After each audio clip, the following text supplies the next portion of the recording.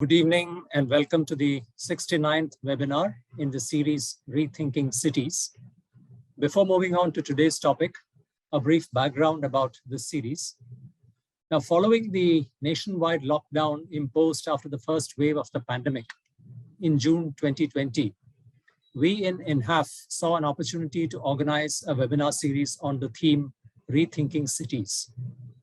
Our thinking behind this was, one, our cities as they are today and the way they are growing and developing do not look like they are meeting the challenge of an urban population of 820 million by 2050, while continuing as the engines of economic growth that they are supposed to be. Two, governmental efforts alone are not adequate to ensure healthy, livable, productive, inclusive, and sustainable cities. And three, wider society has the required skills, expertise, and know-how to contribute meaningfully in the search for new approaches and solutions. It is perhaps the first time ever that such an effort has been organized to take the urban transformation challenge to the people.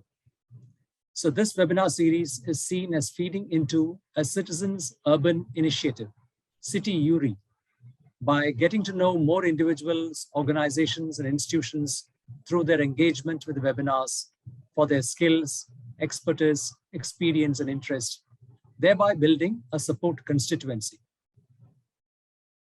The webinar is also seen as using a part of the webinar outputs as startup material for the activity for urban transformation, and thereby presenting City URI as a public cause, getting a message across for a wider societal ownership of meeting the urban transformation challenge.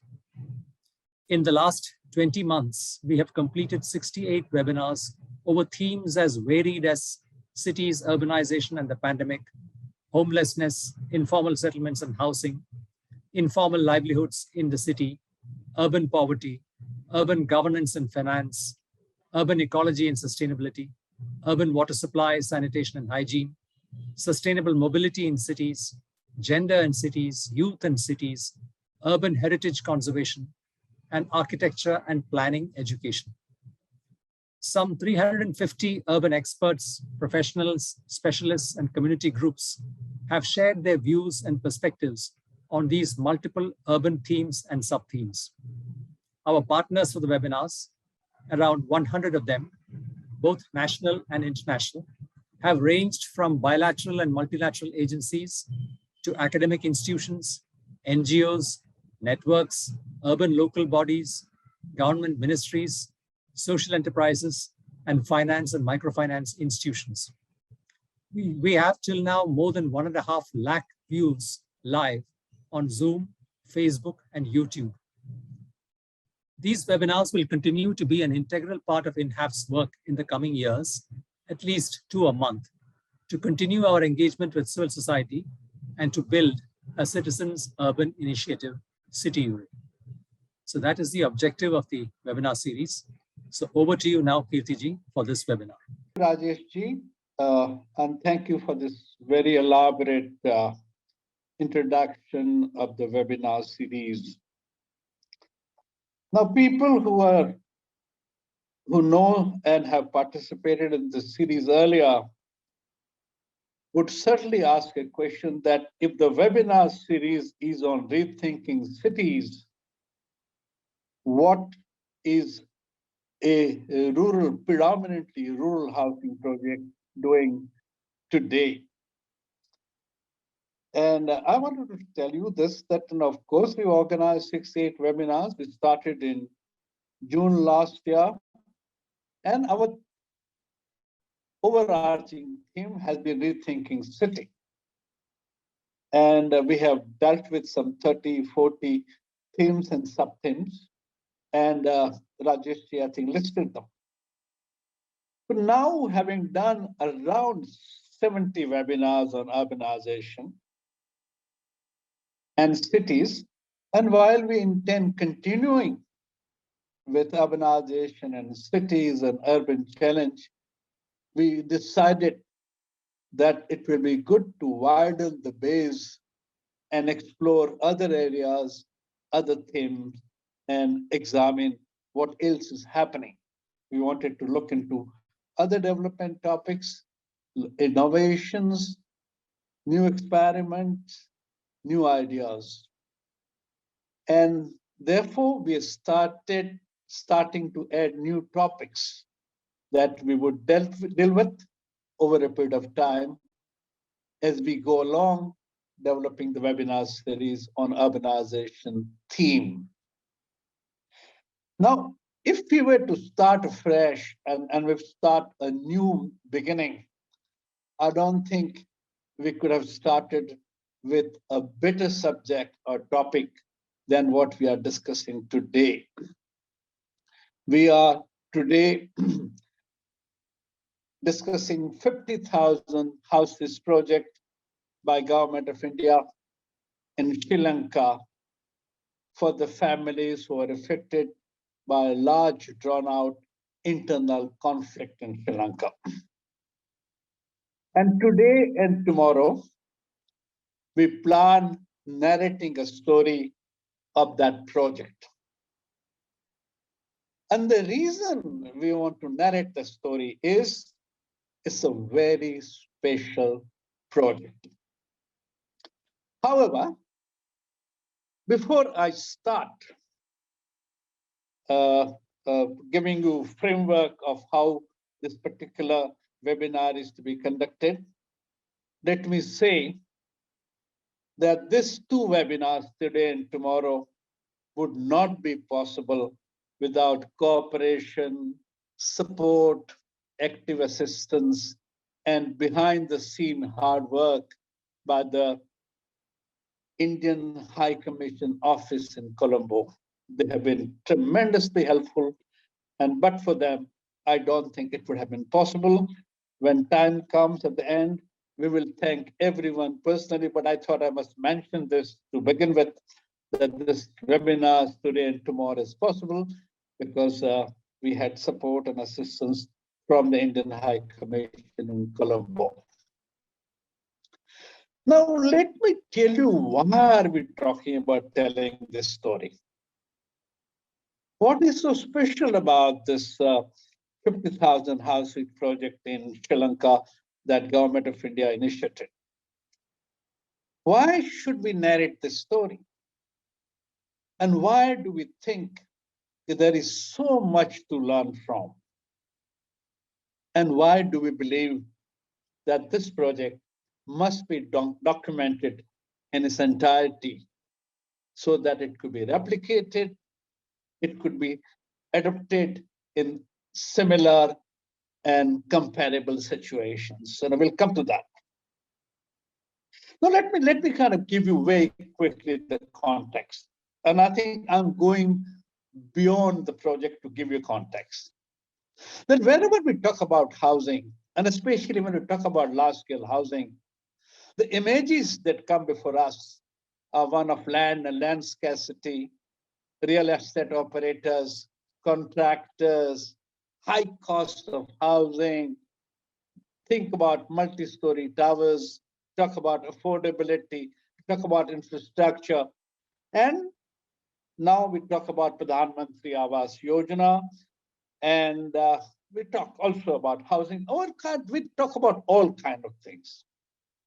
When it comes to rural housing, at least for the last 15, 20 years, 30 years, we talk about Indira Awas Yojana, under which 30 million houses were built for the rural poor, for the rural homeless, over a period of 30 years' time. It's probably one of the longest lasting and one of the biggest social housing program in the rural sector ever. And now we are talking about Pradhan Mantri Gramin Awas Yojana, under which 30 million more houses are being constructed, and approximately 20 million and more are in the pipeline, either completed or in the pipeline. And therefore, when we talk about housing in this country, we talk about government sector, we talk about private sector, we talk about real estate, we talk about HUDCO and HDFC, but we seldom talk about people.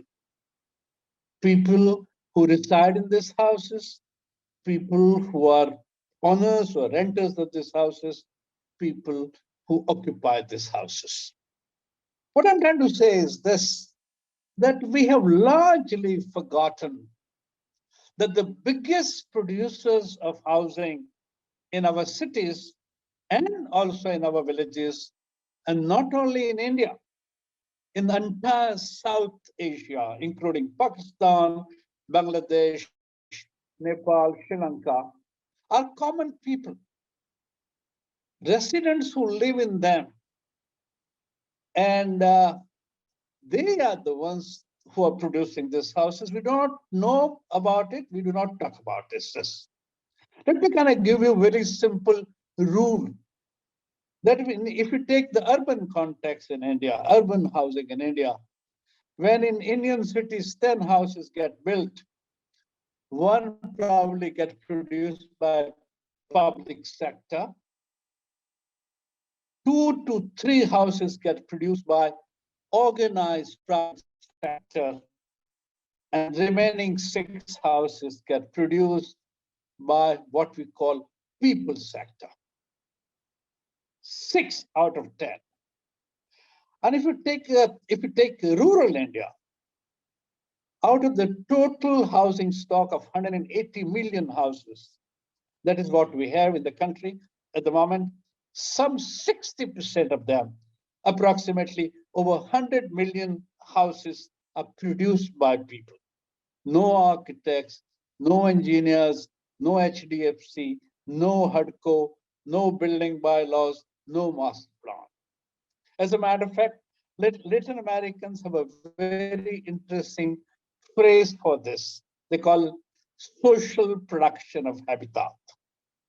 So what one is saying is this, that we have forgotten about people as producers, people as makers of housing. And this project that we're talking about today is putting people, putting owners, putting residents in the center of the housing process. And that is what makes this project very special. And let me tell you why, very quickly, why and how it is special.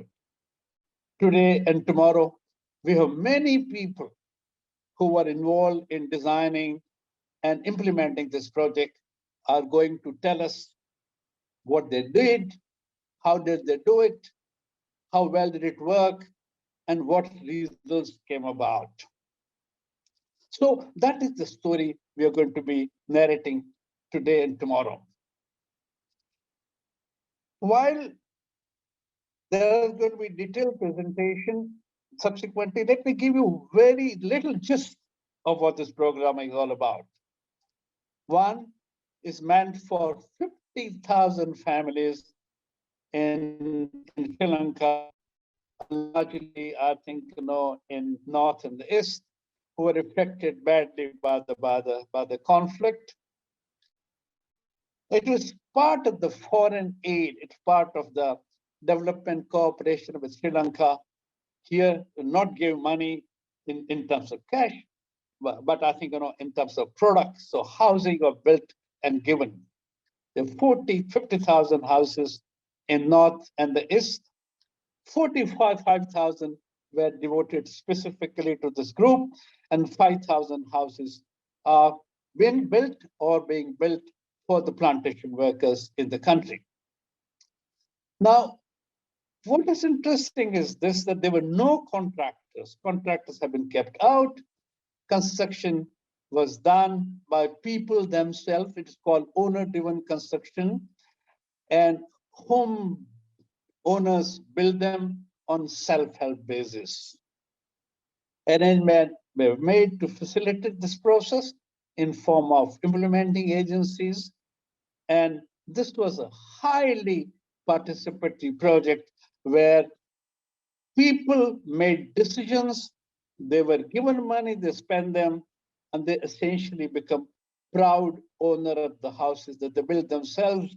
And therefore, houses are good, they were built faster, there were greater client satisfaction, owner satisfaction, there were greater ownership of the process that happened.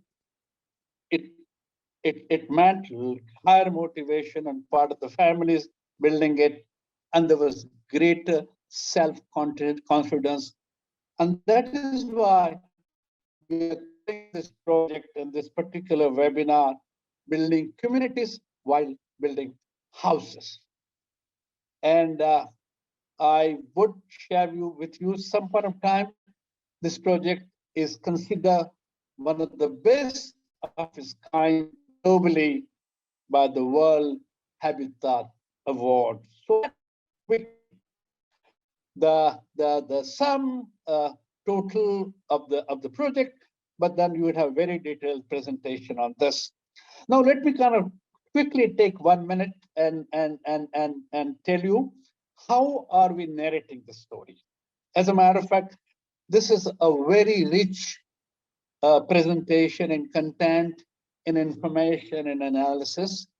And we are telling this story in 7 parts. The first part, the most important one, is being done by the Indian High Commissioner in Sri Lanka through his inaugural address. And that will give us a glimpse of the project and the processes behind. So that's the first presentation. Then we have a presentation of project details by Sri Anurag Srivastava, Secretary. He will make a presentation in detail what this project is and what are its components. We would then move to a presentation by Mr. Justin Mohan, who's going to talk about systems and procedures.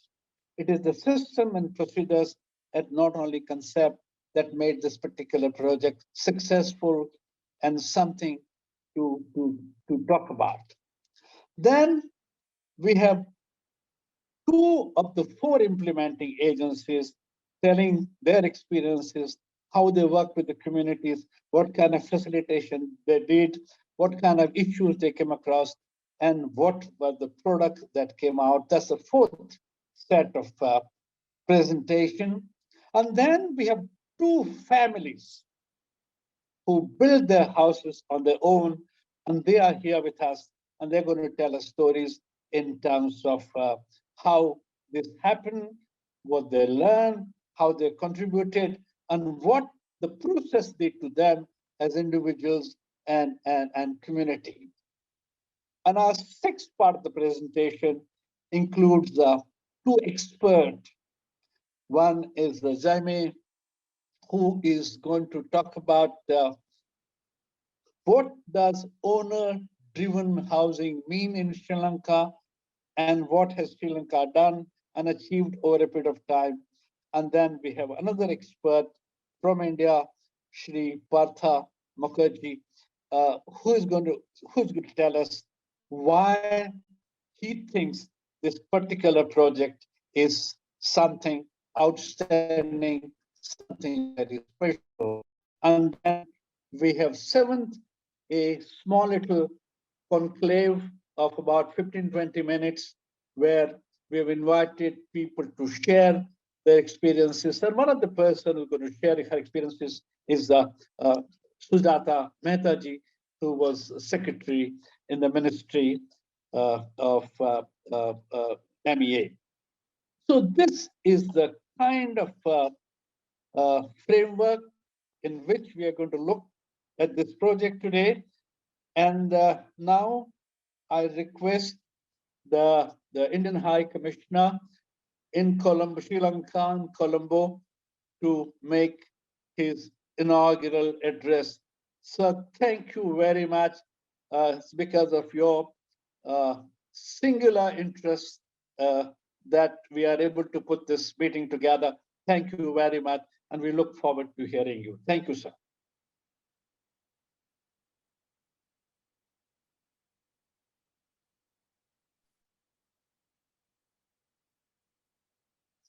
Thank you very much, Mr. Shah.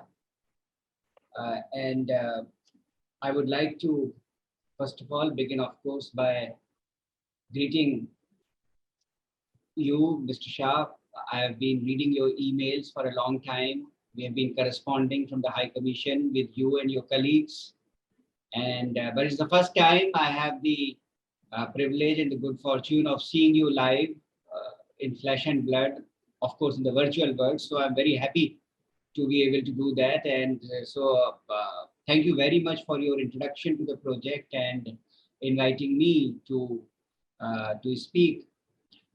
But before I proceed, of course, I would like to say Namaskar and Ayubovan, Manakam, good afternoon to all the participants, among them, of course, you, Mr. Shah, your colleagues. And I see, of course, Anurag, my colleague from the Ministry of External Affairs. I don't know if Ambassador Ashok Kantha has been able to join. And of course, I am joined here by my colleague, Mr. Eldos Matthew Ponus, who is the first Secretary Development Corporation. He's not on the screen, you can't see him, but he's the reason why both of us actually had masks on our faces because, you know, the COVID protocols and safety measures. So without much ado, I would like to first of all thank you for Mr. Shah and INHAF for conceiving this series. You mentioned, and your colleague before that, Mr. Rajesh Ramakrishnan, mentioned about 68 webinars or seminars as a series on urbanization, and you raised some very important and pertinent questions and elucidated a number of aspects of not only this particular project that we feel very privileged that you have included it in the overall scheme of your discussions, and today we are discussing it. But you also dwelt on a number of very general points which are of particular relevance to the housing in developing countries. So I'm not an expert, I must say, on housing, and I will narrate to you my personal association with this project. But I must also say that I have not been directly involved with this implementation because, as luck would have it, I was not here when it was conceived. But I will come to that in a minute. But I'm very happy that today's webinar brings together such a diverse and qualified array of experts and people associated not only with housing, but also in many ways with this project, Anurag among them included. So hearing from you, Mr. Shah, I was wondering in my mind, actually, including this project, it does sound like a large number to us here, 50,000. But the numbers that you mentioned of the Government of India's housing schemes back in India, 30 million each for the previous one, the Indira Awas Yojana, and the current one, and elsewhere in the world also, and other numbers that you mentioned, 180 million, etc. You know, it's a little humbling to hear about 50,000 houses. Why should you be discussing 50,000 houses when, on the other hand, in India and elsewhere, you have multiple of millions units constructed, and those have formed the part of the discussions? I'm raising this question out of humility, but also because of the context. And the context is that, as you mentioned very correctly, it's not the house which is important by itself. It is those who live in the house.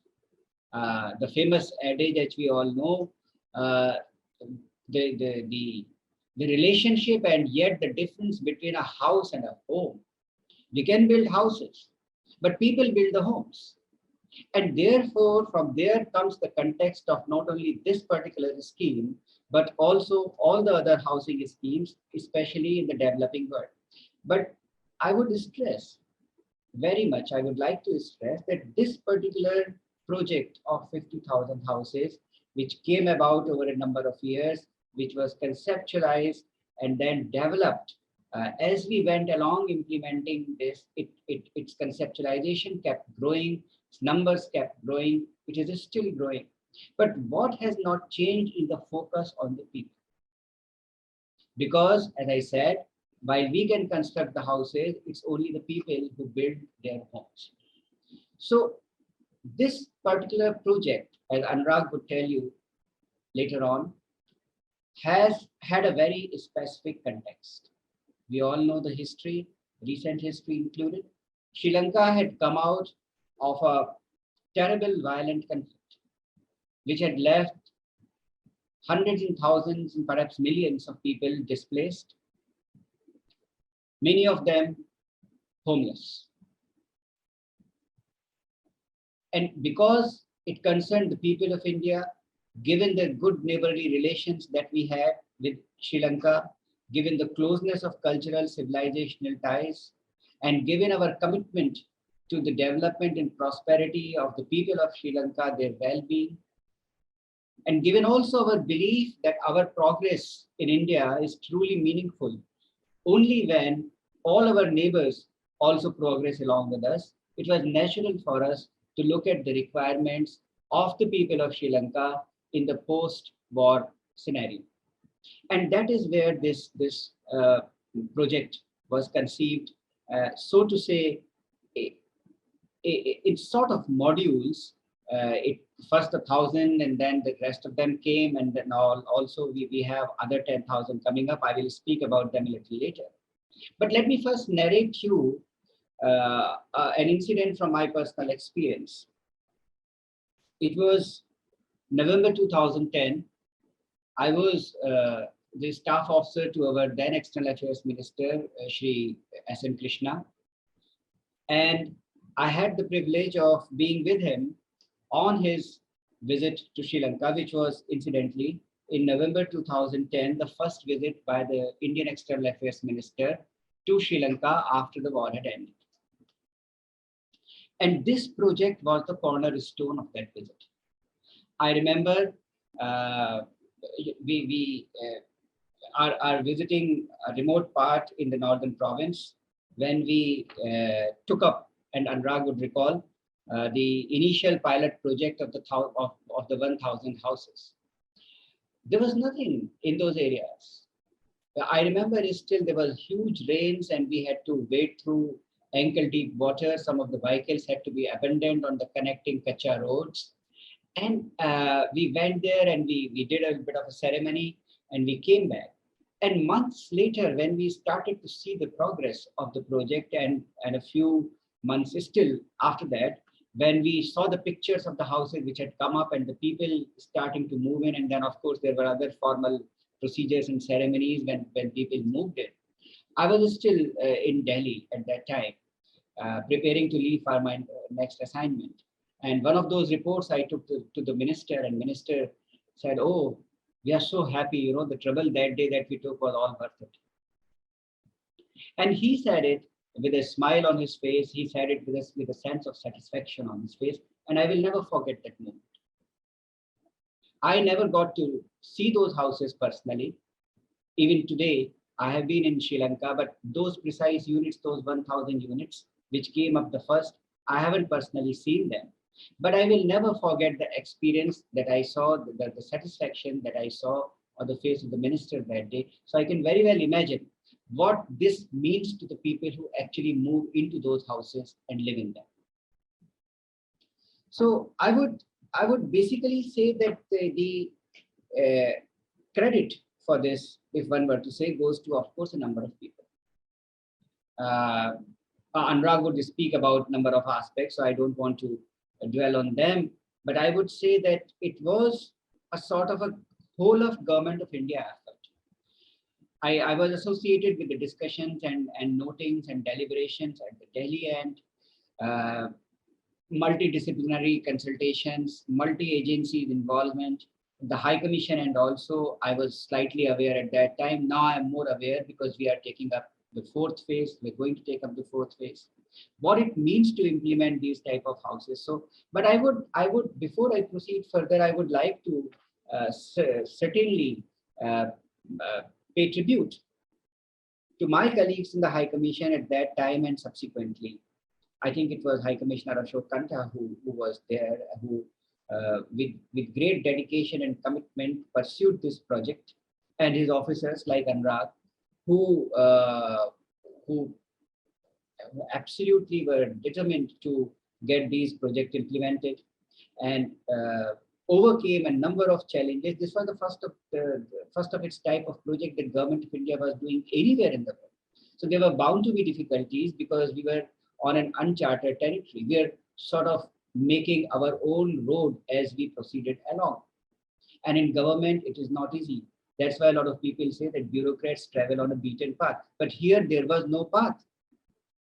No, let alone a beaten, there was no path. We were to make our own way forward. And I have seen some of those processes from the Delhi end, and now I am seeing some of those processes from the High Commission end for the fourth phase houses. So I know how difficult it would have been. So I would like to, as I pay tribute to the skills, the commitment, to the dedication of my colleagues at that time and after that who have been associated with it, both at the Delhi end and the High Commission end, not only in the Ministry of External Affairs, but all other agencies of the Government of India. I would be failing in my duty if I were not to thank the Government of Sri Lanka and the various agencies in Sri Lanka who have been associated at the central level, the provincial level, at the district level, at the Gram Niladhari level, multiple levels. These type of projects, I first-hand realization that they cannot get implemented by one person or one team. So what we see today on the ground, what has brought some satisfaction to the people who had suffered the consequences of conflict in multiple ways, is basically the result of a multidisciplinary, multi-agency effort, both in India and in Sri Lanka, and the coming together of that effort. So I would like to emphasize that the scale and scope of the project itself were something which were rather new for us. And therefore, you asked Mr. Shah this question as to why, in a series of discussion on urbanization, why should this predominantly rural housing project be discussed? So therefore, I would, and then you sort of answered your question, and I would later, in my remarks, I would add to those answers, but I would say that precisely for the historical context, precisely for the setting it had, and precisely for the multidisciplinary, multi-agency, intergovernmental effort that this project saw, and because of which it became possible, precisely for these reasons also, the story of this project needs to be told. And I am very grateful that INHAF has chosen this story to be told to the world. I would leave the numbers and all. I suppose maybe Anurag will dwell on them because he's going to make a presentation on the project. He knows it firsthand better than I know, frankly, I would confess. So I would say, I would point out 2 or 3 other aspects of this. As I said, we were making our own path. What it meant was that we were adapting. Of course, in government, you begin with a framework. It's not possible to move on without a framework because approvals are required, which means notings are required, which means there have to be specifics, and both senior official level and political levels have to sign in on them. But as we moved along, we adapted. And one of those most important adaptation has been the switch from agency-driven to owner or beneficiary-driven approach. From the earlier parts, when it was mostly thought to be agency-driven and the pilot project and all, Anurag will perhaps go into more details. I think the switch to owner-driven was further modified later on when we switched to the estate welfare housing cooperative society. When we came to the IoT part of it for the 4,000 houses which Mr. Shah mentioned. And now again, when we go to the 10,000 houses, Eldos and I are working on certain other tweaking of the same project. So the other important aspect of this project is adaptation.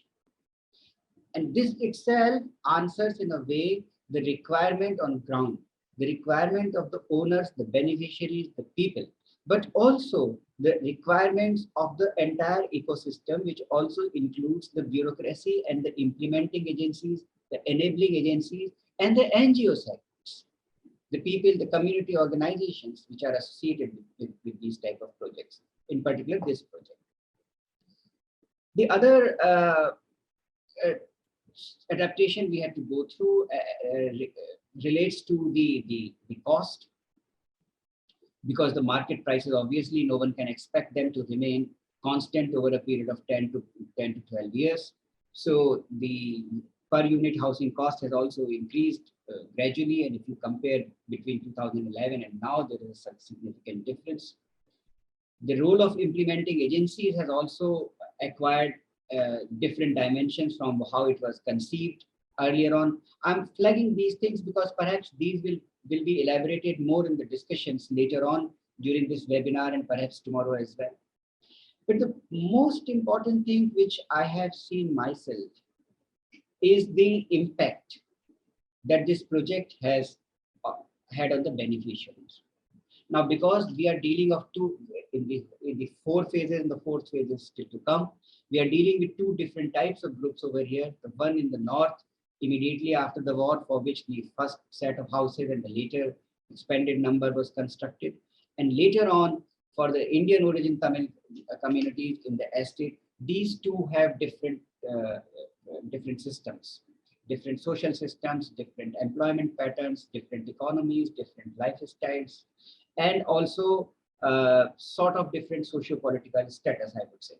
So therefore, the impact that it has on them has a common factor, but also varies. For the IoTs in particular, it is a life-defining moment to hold a title or hold a deed for the house, which connects them more organically and also legally with the land on which the house is built.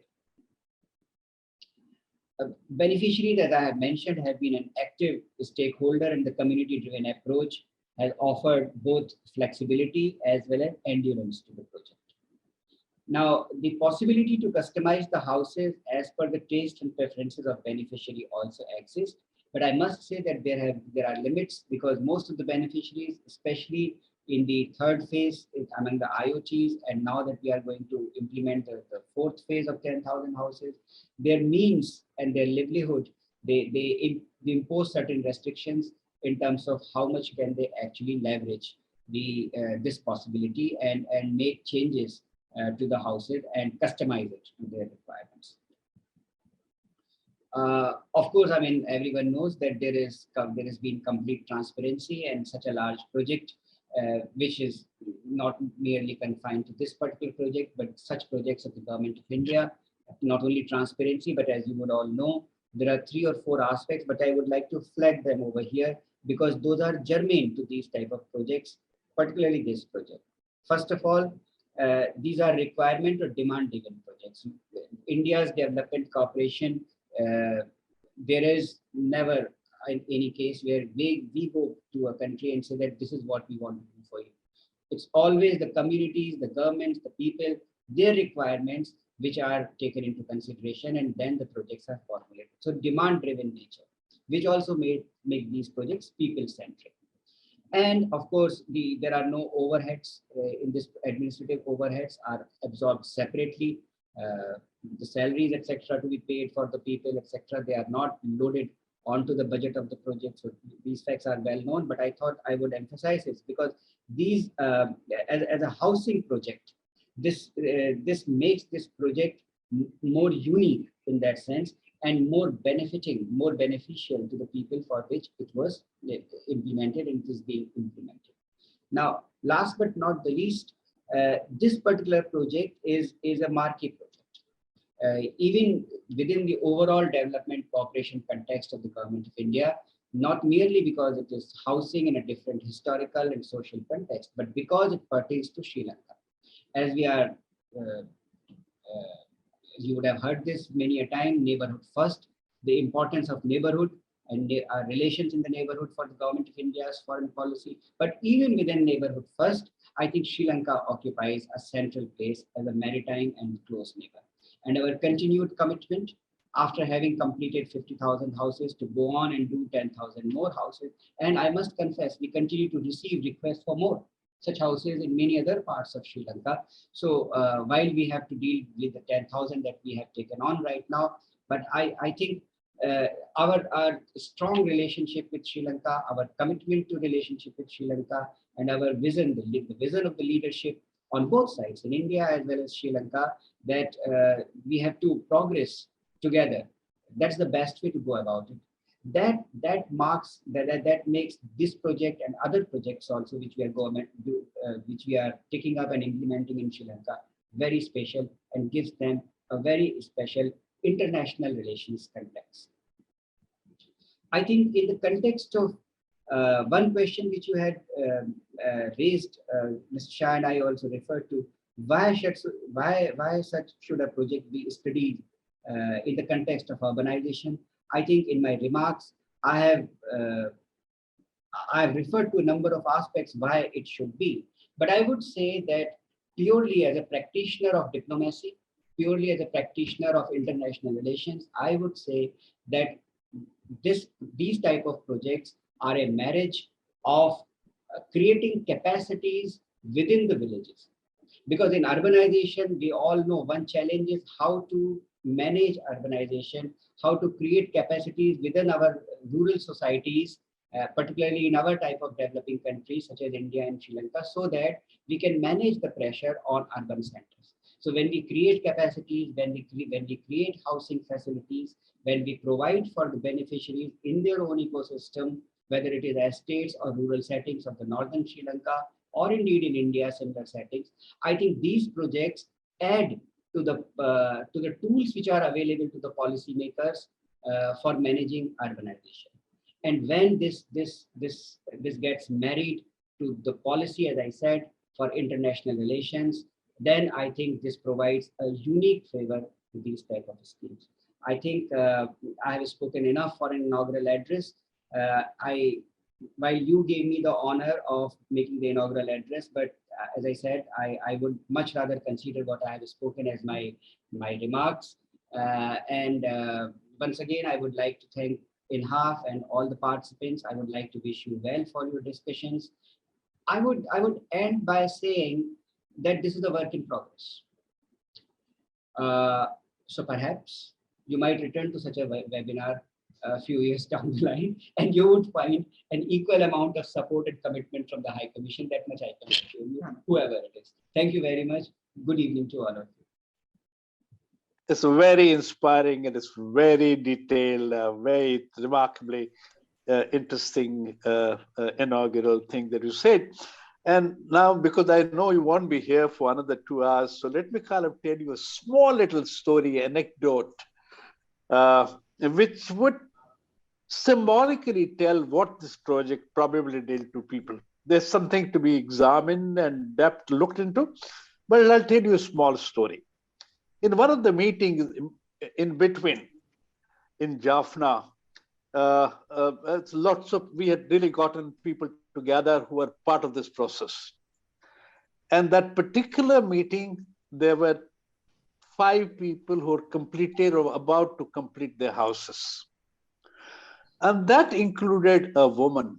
And she, while narrating a story, said that I tried to commit suicide 3 times. I lost my husband in the war. My father-in-law lost his balance. My youngest son, I think, had bullet, in his leg. And I was so desperate.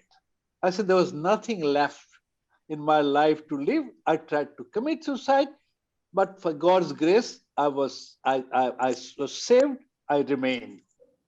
And then she says, then came the housing project, which gave me all decision making. You decide which kind of house, what type of house, how big house. This is the money. You use the money. You hire carpenters. You hire masons. And then she says, I built this house. And not only I built the house, I have become a different person in the process. You give me any challenge, I'm willing to tackle it, address it. And I thought she was not making up a story. You could see a glow on her face. And this is what a good project does. A participatory project does. When you give people, especially poor people, vulnerable people, opportunity to decide, to do things, the achievement begins to because to speak on them, and they really kind of become different people in the process. And I thought this was one story which I would like to narrate at the beginning, but I'm sure there are many more stories because we had 50,000 houses.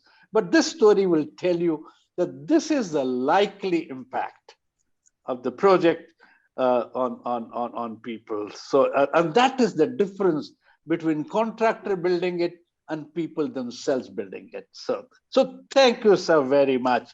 Now, moving ahead, the second speaker is supposed to be Ashok Kantha ji.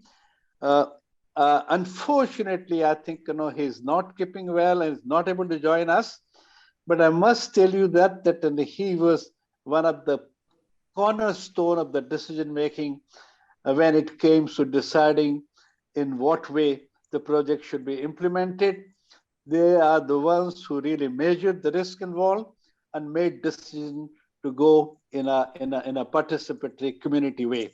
So it's very unfortunately we're missing him. His presence would have told us a very inspiring story, but hope we will find a way to get him at some other point.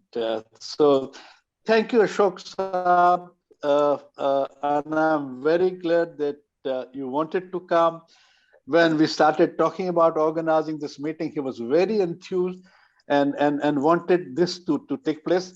Unfortunately, he couldn't make it today, so sorry.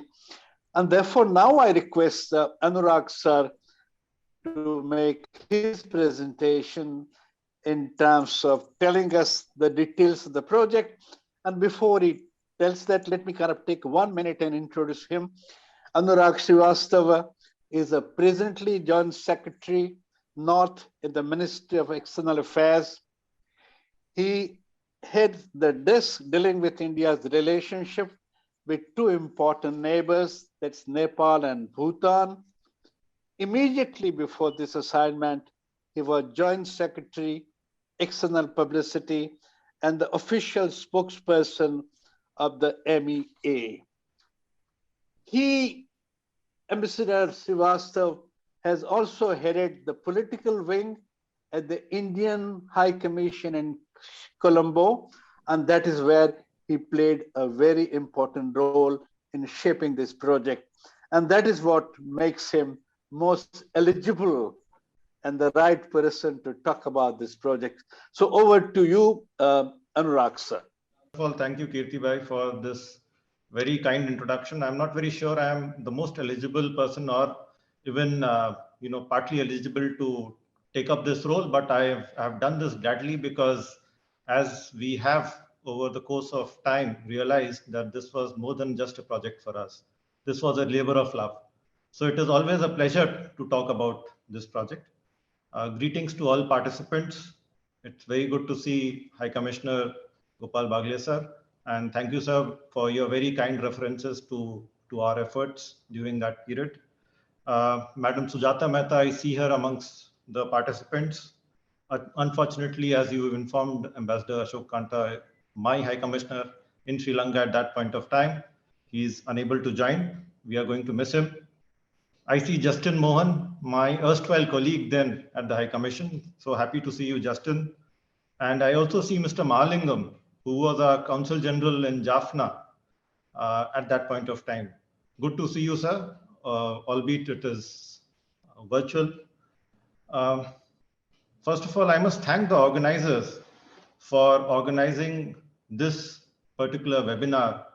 This story certainly needs to be told, and I have had conversations with numerous people over a period of time, many with Mr. Kirti Shah, and our various plans to tell the story in various ways have not yet materialized. I mean, some of it has, but it is very good that we are doing it. And we are doing it particularly this year, which marks the 10th year of the launch of this project.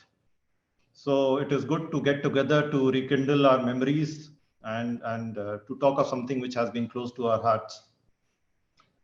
My association with this project, of course, began in 2010, as you mentioned, when I was in the High Commission in Colombo from 10 to 13.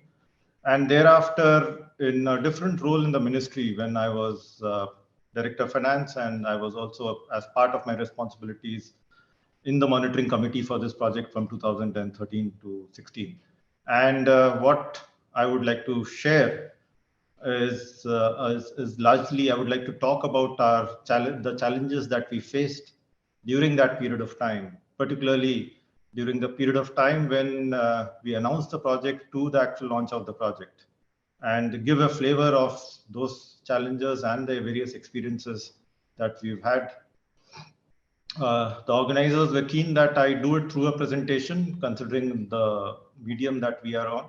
So I've shared my presentation. I'll also try and load it from here before I start, but I just thought that we'll start from the very beginning, which, as High Commissioner mentioned, that it was 2009 May when Sri Lanka was coming out of the conflict. The conflict had just ended.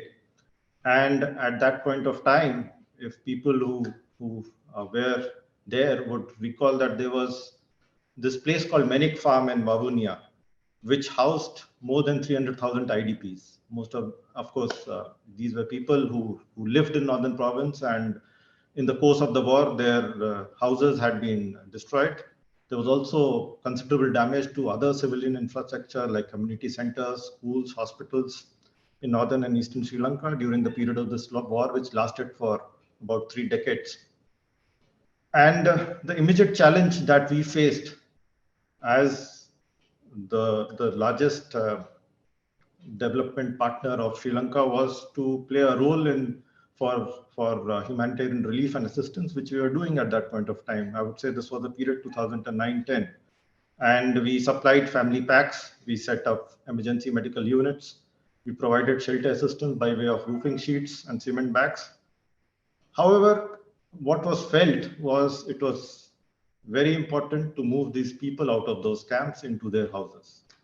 Because ultimately, if normalcy had to be restored, we needed to have these people back into their homes. So then President Mahinda Rajapaksa was on a visit to India in June 2010. And there had already been some preliminary consultations. And as High Commissioner mentioned, he was at the other end at that point of time. And there were already some preliminary consultations at that point of time about how we could fulfill these housing needs. And during the discussions in that visit, a rather impromptu decision was taken that we go ahead and announce a commitment to build 50,000 houses. Precise date was 9 June 2010 when this joint statement was issued. Let me try and load my presentation. This is the joint declaration that I mentioned, and this is really the genesis of this project, 9 June 2010, which said that both leaders announced a major initiative to undertake a program of construction of 50,000 houses for IDPs in northern and eastern provinces. The President of Sri Lanka warmly welcomed the offer of Indian support for this program. So while this decision was not premeditated, but very soon we realized the magnitude of the challenge that was facing us. And to put it in perspective, this would be the single largest grant assistance project undertaken by India anywhere in the world. It was completely unprecedented in size and scale in terms of even humanitarian intervention made by a single donor in Sri Lanka. So this was largely the context in which I arrived in August 2010 to take up my position as First Secretary. And as they say, you are expected to hit the ground running, but I literally did that because one of the major responsibilities which was entrusted on me by High Commissioner, Mr. Ashok Kantha, was to take forward this initiative and to launch the project. And when I say literally hit the ground running, I remember as soon as I got off the plane, even before I reached Colombo, I had a meeting with the High Commissioner where this was discussed. So this is the kind of, I would say, the infectious passion and energy and the drive that he brought to the project, which ultimately ensured that we could deliver on it. And I would say that this was shared by all senior people in the ministry and elsewhere that we dealt with, be it Mr. P.S. Raghavan, Madam Sujata Mehta, who headed our Development Partnership Administration, the then Joint Secretary of the division dealing with Sri Lanka, our present Foreign Secretary, Mr. Harsh Shringla, the then financial advisor, Mr. Ken Srivastava, the deputy high commissioners in our high commission in Sri Lanka, who I worked with, Mr. Vikram Misri and Mr. P. Kumaran. And that is what I say, it made it, that passion and drive, it made this project a labor of love for all of us. Moving on to, next slide, please. Moving on to the project conceptualization and the challenges that faced us at this stage.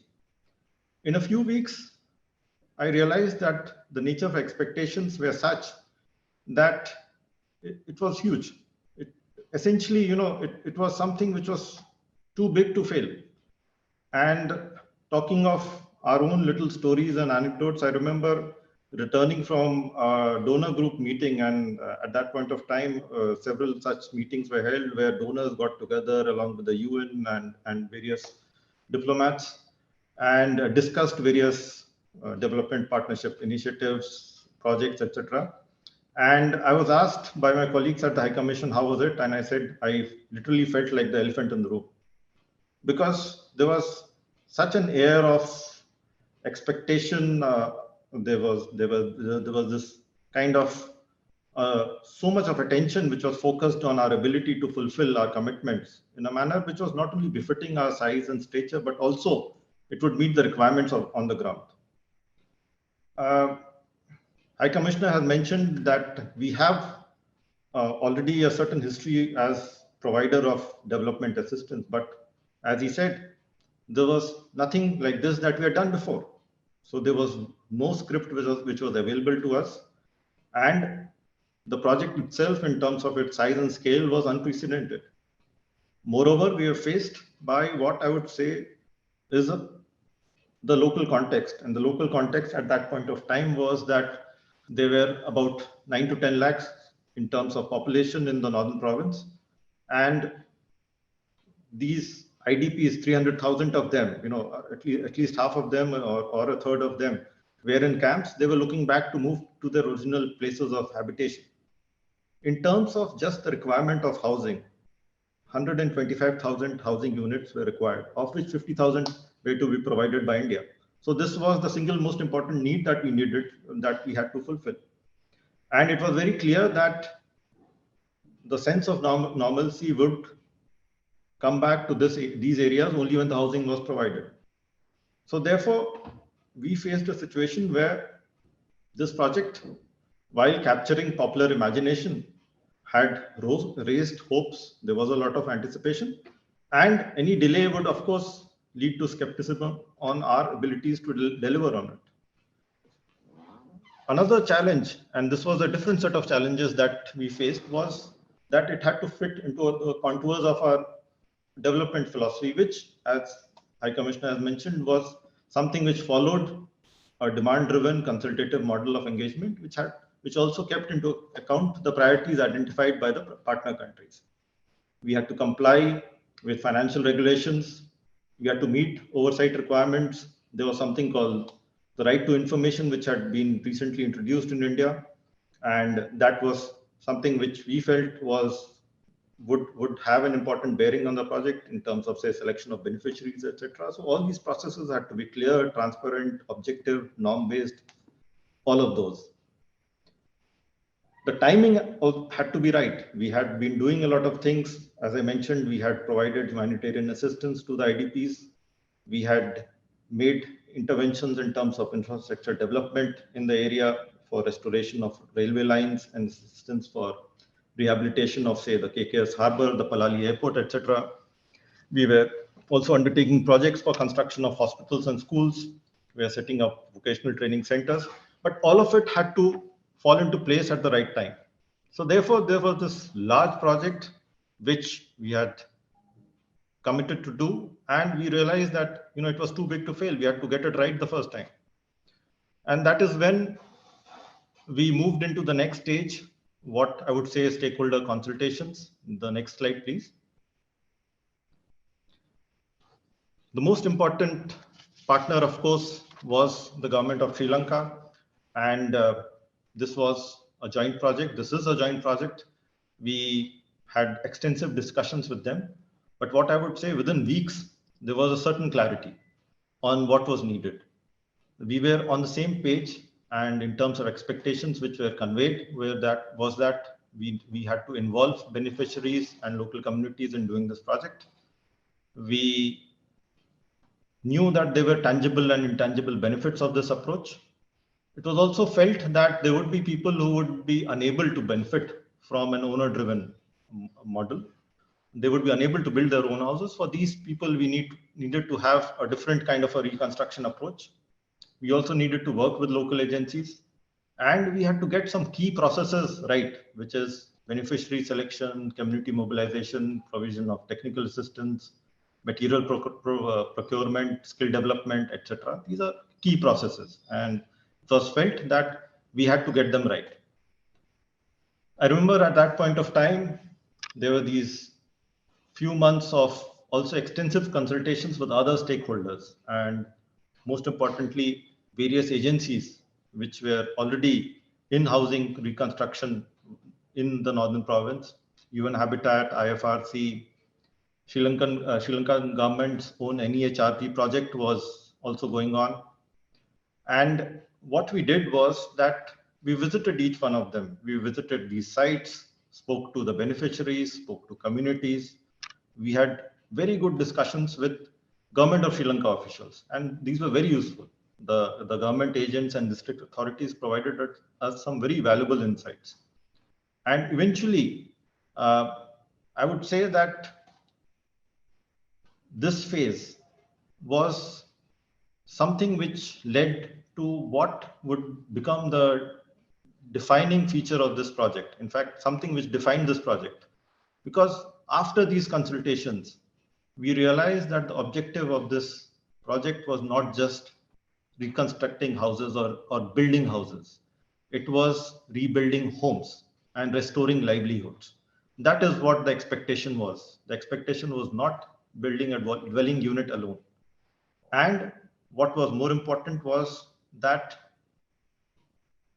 this structure of brick and mortar, which would be a theater of their lives, had to come out not as a physical product.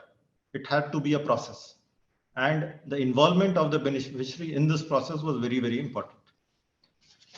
So once this clarity was there, we moved on to the next important, in fact, what was probably also one of the most important project design decisions. Yes, we can move to the next slide.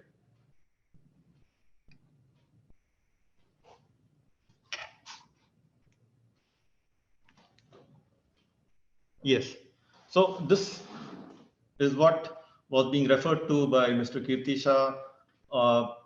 This decision about going ahead with the owner-driven model or the contractor-driven model. In our consultations, it was fairly clear that the conventional wisdom at that point of time in the humanitarian field was that involving the owner beneficiary in the process of reconstruction, particularly in post-conflict situations, led to outcomes which were more in tune with their needs as well as fulfill the larger objectives of the project. So there was no doubt about that was the prevailing wisdom of the time. It still is. There were also several projects which were implemented in India, particularly most notable being the reconstruction post the earthquake in Gujarat. 200,000 housing units were rebuilt, and this was at that point of time one of the biggest housing reconstruction programs undertaken anywhere. There was also this NEHRP. This was a World Bank funded program which was being implemented in Sri Lanka. There were certain experiences of rebuilding post tsunami which had followed the agency driven model and which were not very well received. So largely this was the conventional wisdom. It was very clear. There was also a financial aspect to it, which was that any such model which used contractors was 2 or 3 times more expensive. So largely at that point of time, if one were to look back, it would have been an obvious choice. But sometimes obvious choices are not very widely accepted. And that is the next stage that we got into, which was the requirement of consensus building and largely among internal stakeholders. The sense was, and I would say with good reason among some of them, that we should not place all our eggs in one basket. This was largely the concern. And there were certain advantages of following a contractor-driven approach. There would be a certain predictability in terms of cost and output. It will be simpler and related to administration and management. And professional construction companies, if employed, they would deliver quickly.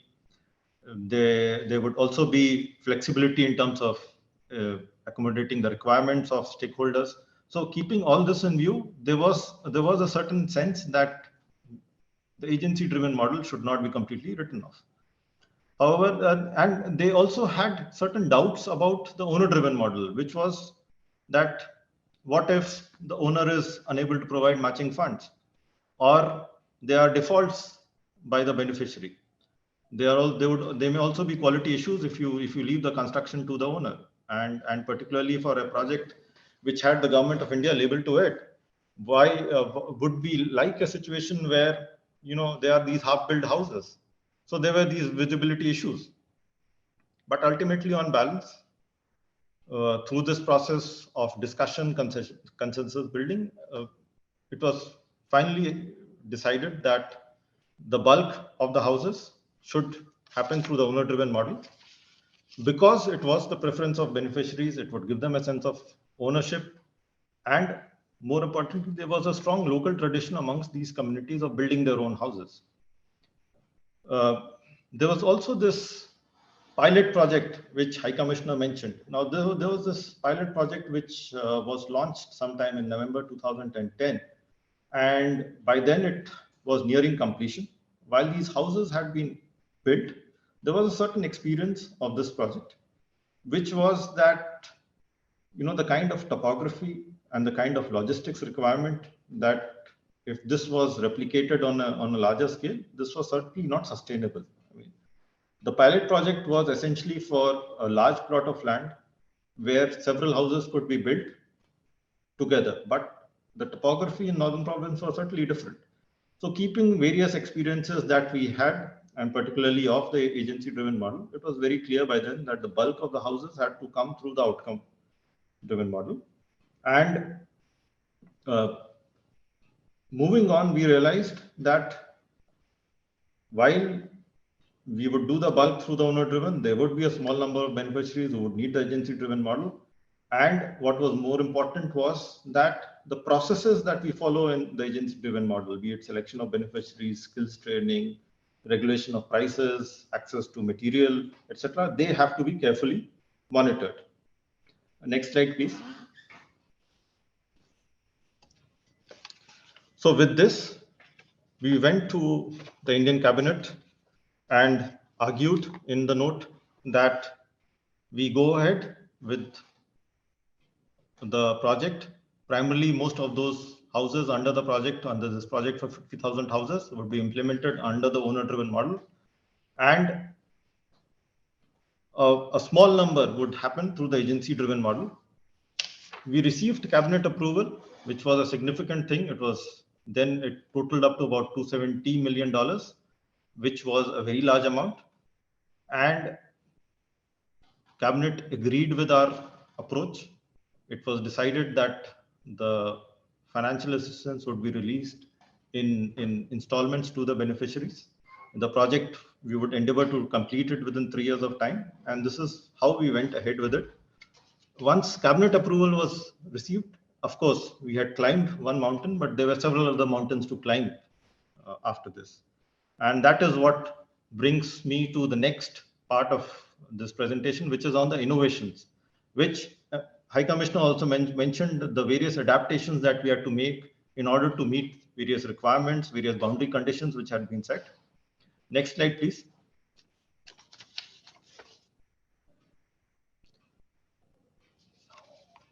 Firstly, in terms of selection of implementing agencies, the sense was that while we should use agencies who had experience to build this project, we cannot limit ourselves to one agency which did not have the capacity to implement it.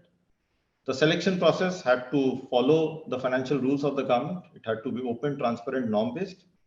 So therefore, what was required was a process which would be acceptable to our financial authorities and we should produce an outcome which would fulfill our requirements. So a capacity-based model, which was probably unique at that point of time, because there was a certain capacity assessment which was done in terms of the ability of the agency to deliver, which also produced variable fees across the board, because there were agencies with variable fees, with variable capacities. It took all of it on board and eventually produced an outcome which fulfilled the cabinet mandate, which was to us that we should have not more than 12% of the project as agency fees. So eventually this model produced as an outcome a choice of 4 agencies to us, some of the best agencies which are available in Sri Lanka, at a total cost of 10%. The second requirement was on transfer of funds, on which our financial authorities had some issues. They wanted to ensure that there are no leakages, there's no corruption, idling of funds doesn't take place, interest loss doesn't happen, defaults by beneficiaries is minimized. There has to be an element of financial control in this entire process. So what was set up was a payment unit in the High Commission, and this Justin will speak of. Eventually, what we ended up doing was replicating the back office of a bank. So the High Commission staff actually processed payment of funds based on progress in construction, and these payments were made through 4 Indian banks directly to the beneficiaries. These banks also did what was an independent audit of the project processes on the ground. And what we ended up doing was really the first direct benefit cash transfer for a Government of India development project outside the country. Then the selection of beneficiaries, where it was very clear both governments wanted this process to be non-controversial. So a scoring system was designed, which took into account various requirements like the state of livelihood, the number of dependents in the family, etc., and produced an outcome which, through various social audit processes, because the process was such that once this weighted scoring system came up with a list of beneficiaries, these lists were displayed, and community was given a time to raise objections and grievances. But I can say that this model, the scoring system, validated itself on the ground, and it withstood multiple social audits all through this process. Extensive documentation was done, because if there were 4 agencies, we had to standardize all those processes, ensure agreements with them, service level standards to be put in place. And probably for the first time, what we also did was there were contractual obligations which were introduced for the implementing agencies to ensure that they fulfill training commitments. There were a certain number of training prescribed for masons and carpenters, which had to be undergone, which they had to complete. And they also had to ensure that community processes right from the stages of selection, verification of beneficiary, grievance, redressal, etc. were followed. So eventually I'll come to the last part of this presentation, which is looking back. How do we see? What were the key outcomes? Next slide, please. So if I were to look at it purely from what we got as tangible outcomes, I would say against physical targets. When we launched this project, the second phase, the first phase was of course launched. The pilot one was launched in end of 2010. But on Gandhi Jayanti, on 2nd of October 2012, when the project for 43,000 housing units, which was the bulk of the entire project, which was entirely done through the owner-driven methodology, when it was launched in Northern Province, we had set ourselves a target of completing it in 3 years. I would say most of the houses were delivered on time. And what is more important is the design parameters were validated on the ground.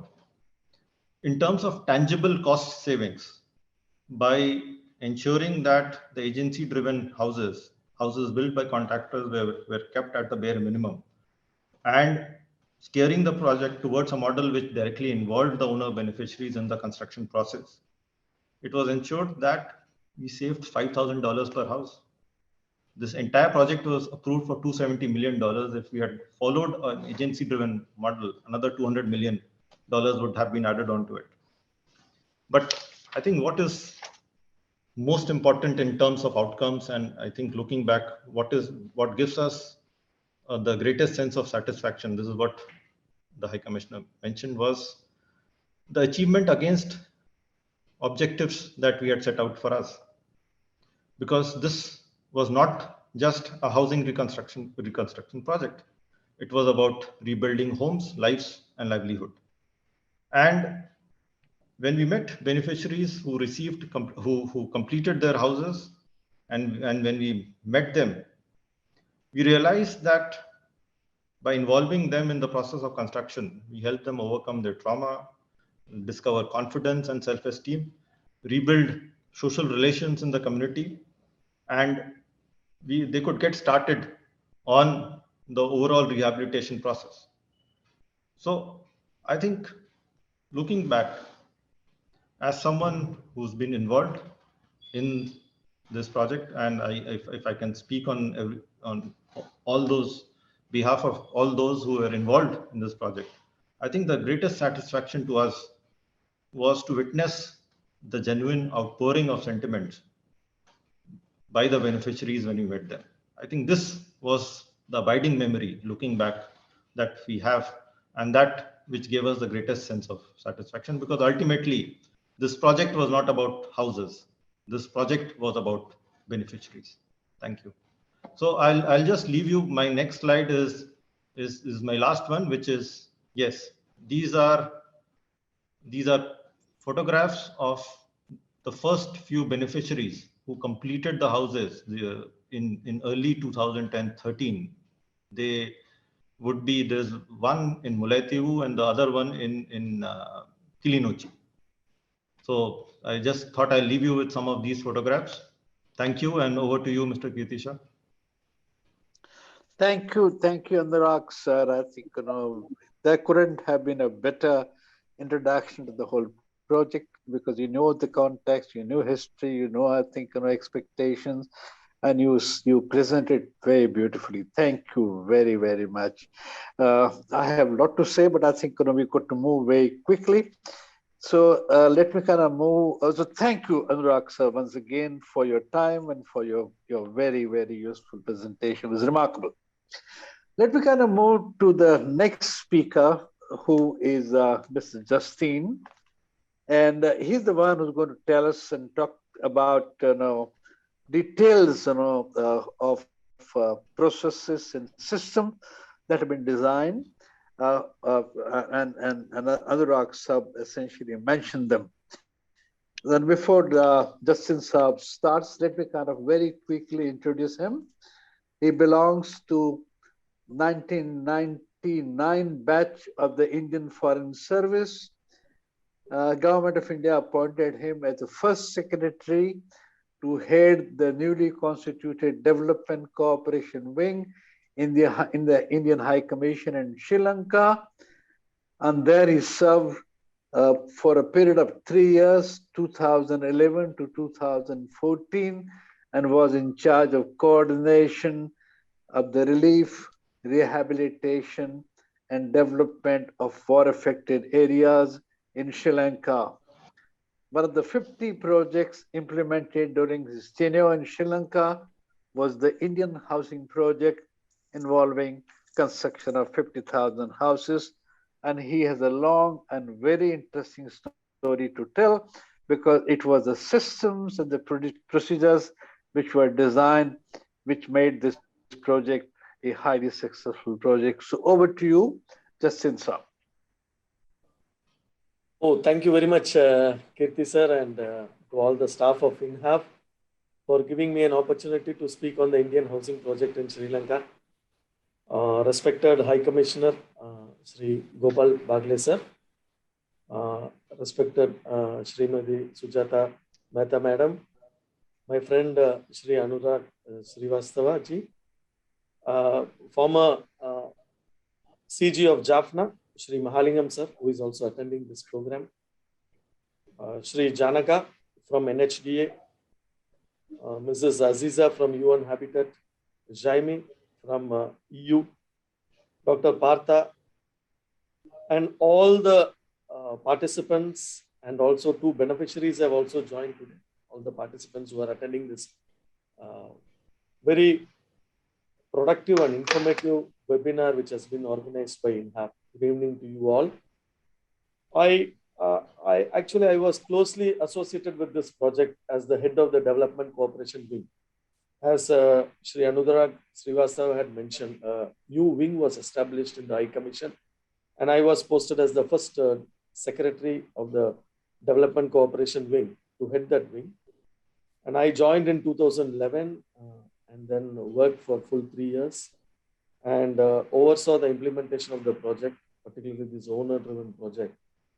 And I thought that I would share my experiences on how this program was implemented till it's completed.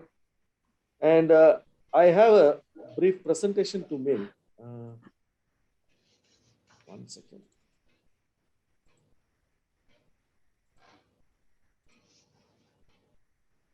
So we are celebrating the 10th anniversary of the Indian Housing Project, which was launched in 2012. And we are going to see the systems and procedures that were actually adopted for implementing this major project. Before going into the presentation, I would like to just briefly give you an outline of the presentation. We are going to just discuss the background and challenges faced by the project team before the commencement of the project, how an operations manual was prepared, how we mapped the agencies with the banks and the villages where the beneficiaries were to construct their houses, how the beneficiaries were actually selected, because that was a very, very crucial element for the successful implementation of the project, how the project was implemented by the beneficiaries, the role played by the mission, implementing agencies and banks, how the project was monitored, how there was a mid-course evaluation done for evolving better strategies, and what are the actions taken to reduce the cost of construction, and the various strategies that we adopted to ensure the completion of the project. And of course, finally, the key takeaways for future replication of this model elsewhere in any part of the world.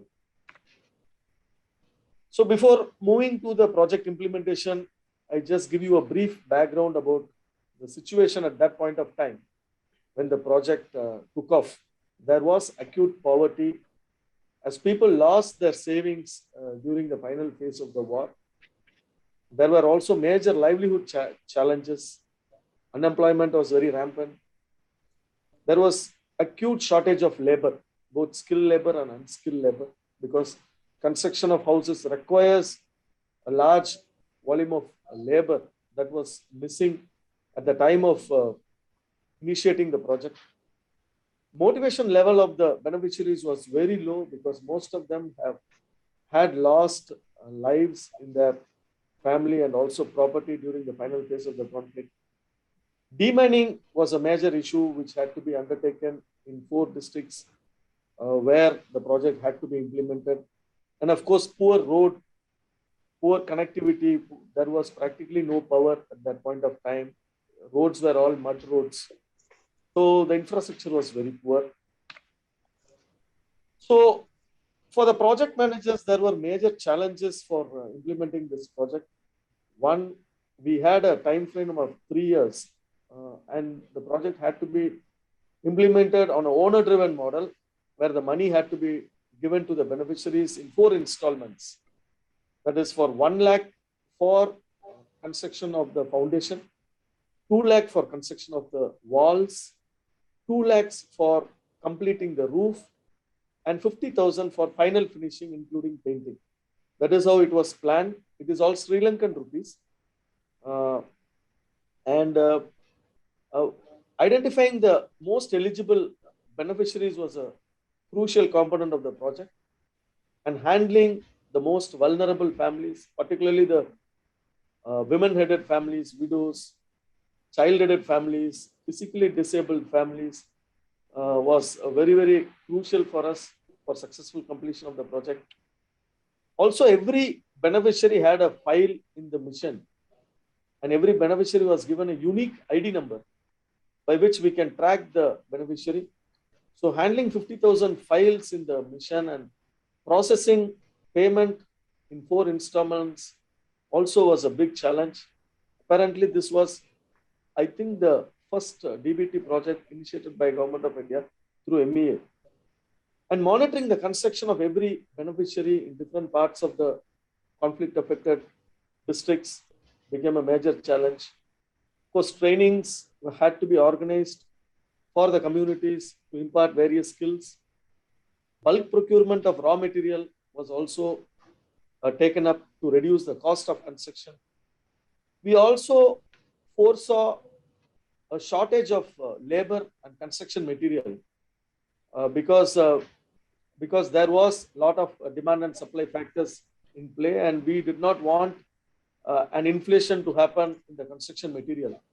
So we had to stagger the release of funds and also stagger the identification of beneficiaries in every village.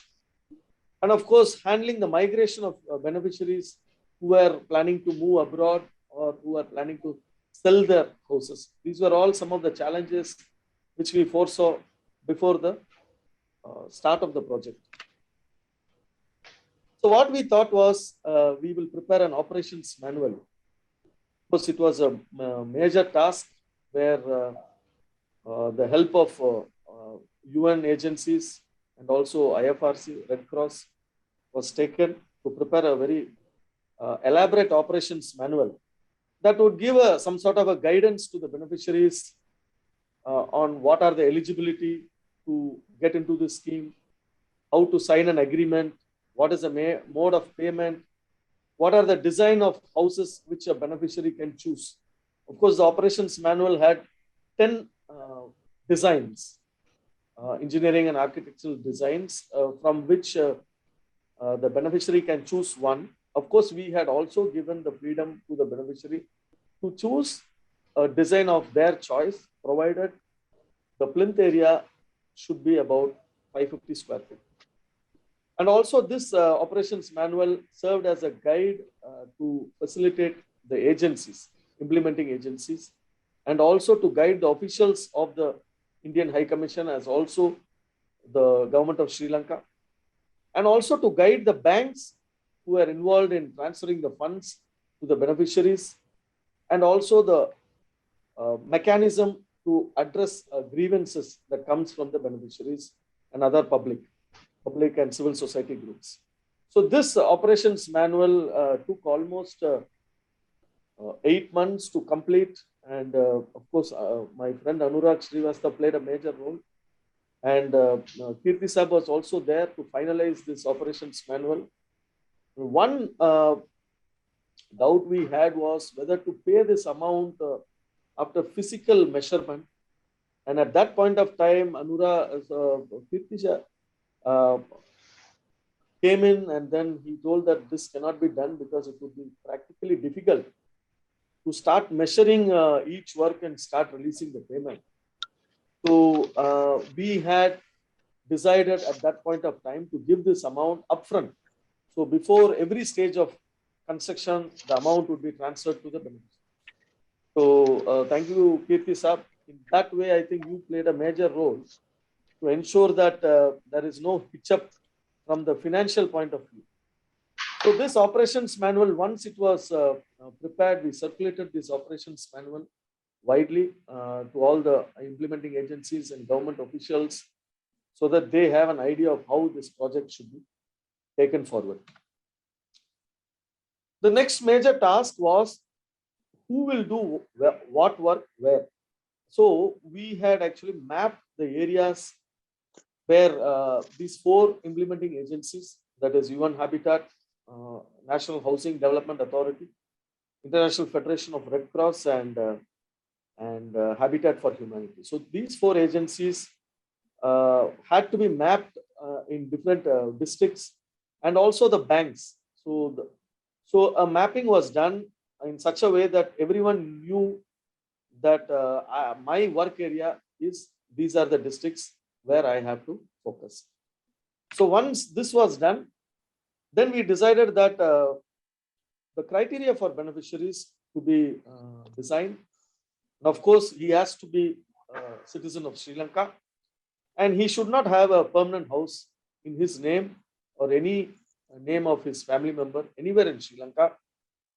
And he should not have got any beneficiary directly or indirectly under any permanent housing assistance scheme. And he should have been a permanent resident or native of the village where he proposes to construct the house.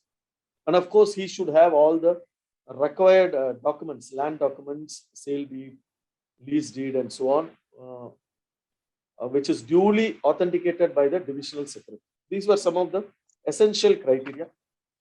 And then we designed an objective criteria for selecting the beneficiaries. Because at that point of time, in Minik Farm alone, there were about 3 lakh families who were actually camped. And then there was a lot of demand for houses. And then we had to identify the most vulnerable families. So we had designed objective criteria. So the first criteria was the livelihood criteria. So whoever, whichever family was headed by the child or a disabled family member or a women, single women, they would be getting 30 points. An elderly headed family or female headed family will get 20 points. And if there is a male headed family, he will get 10 points. So the weightage given was 0.25. Then if the number of dependents were more than 3, the family was given 30 points. If it was between 2 to 3, it was given 20 points. And if it was only one dependent, then it was given 10 points, for which the weightage was 0.2. Similarly, if the family member had any physically or mentally disabled family members, if there are 2 or more family members who are physically or mentally disabled, then they got 30 points.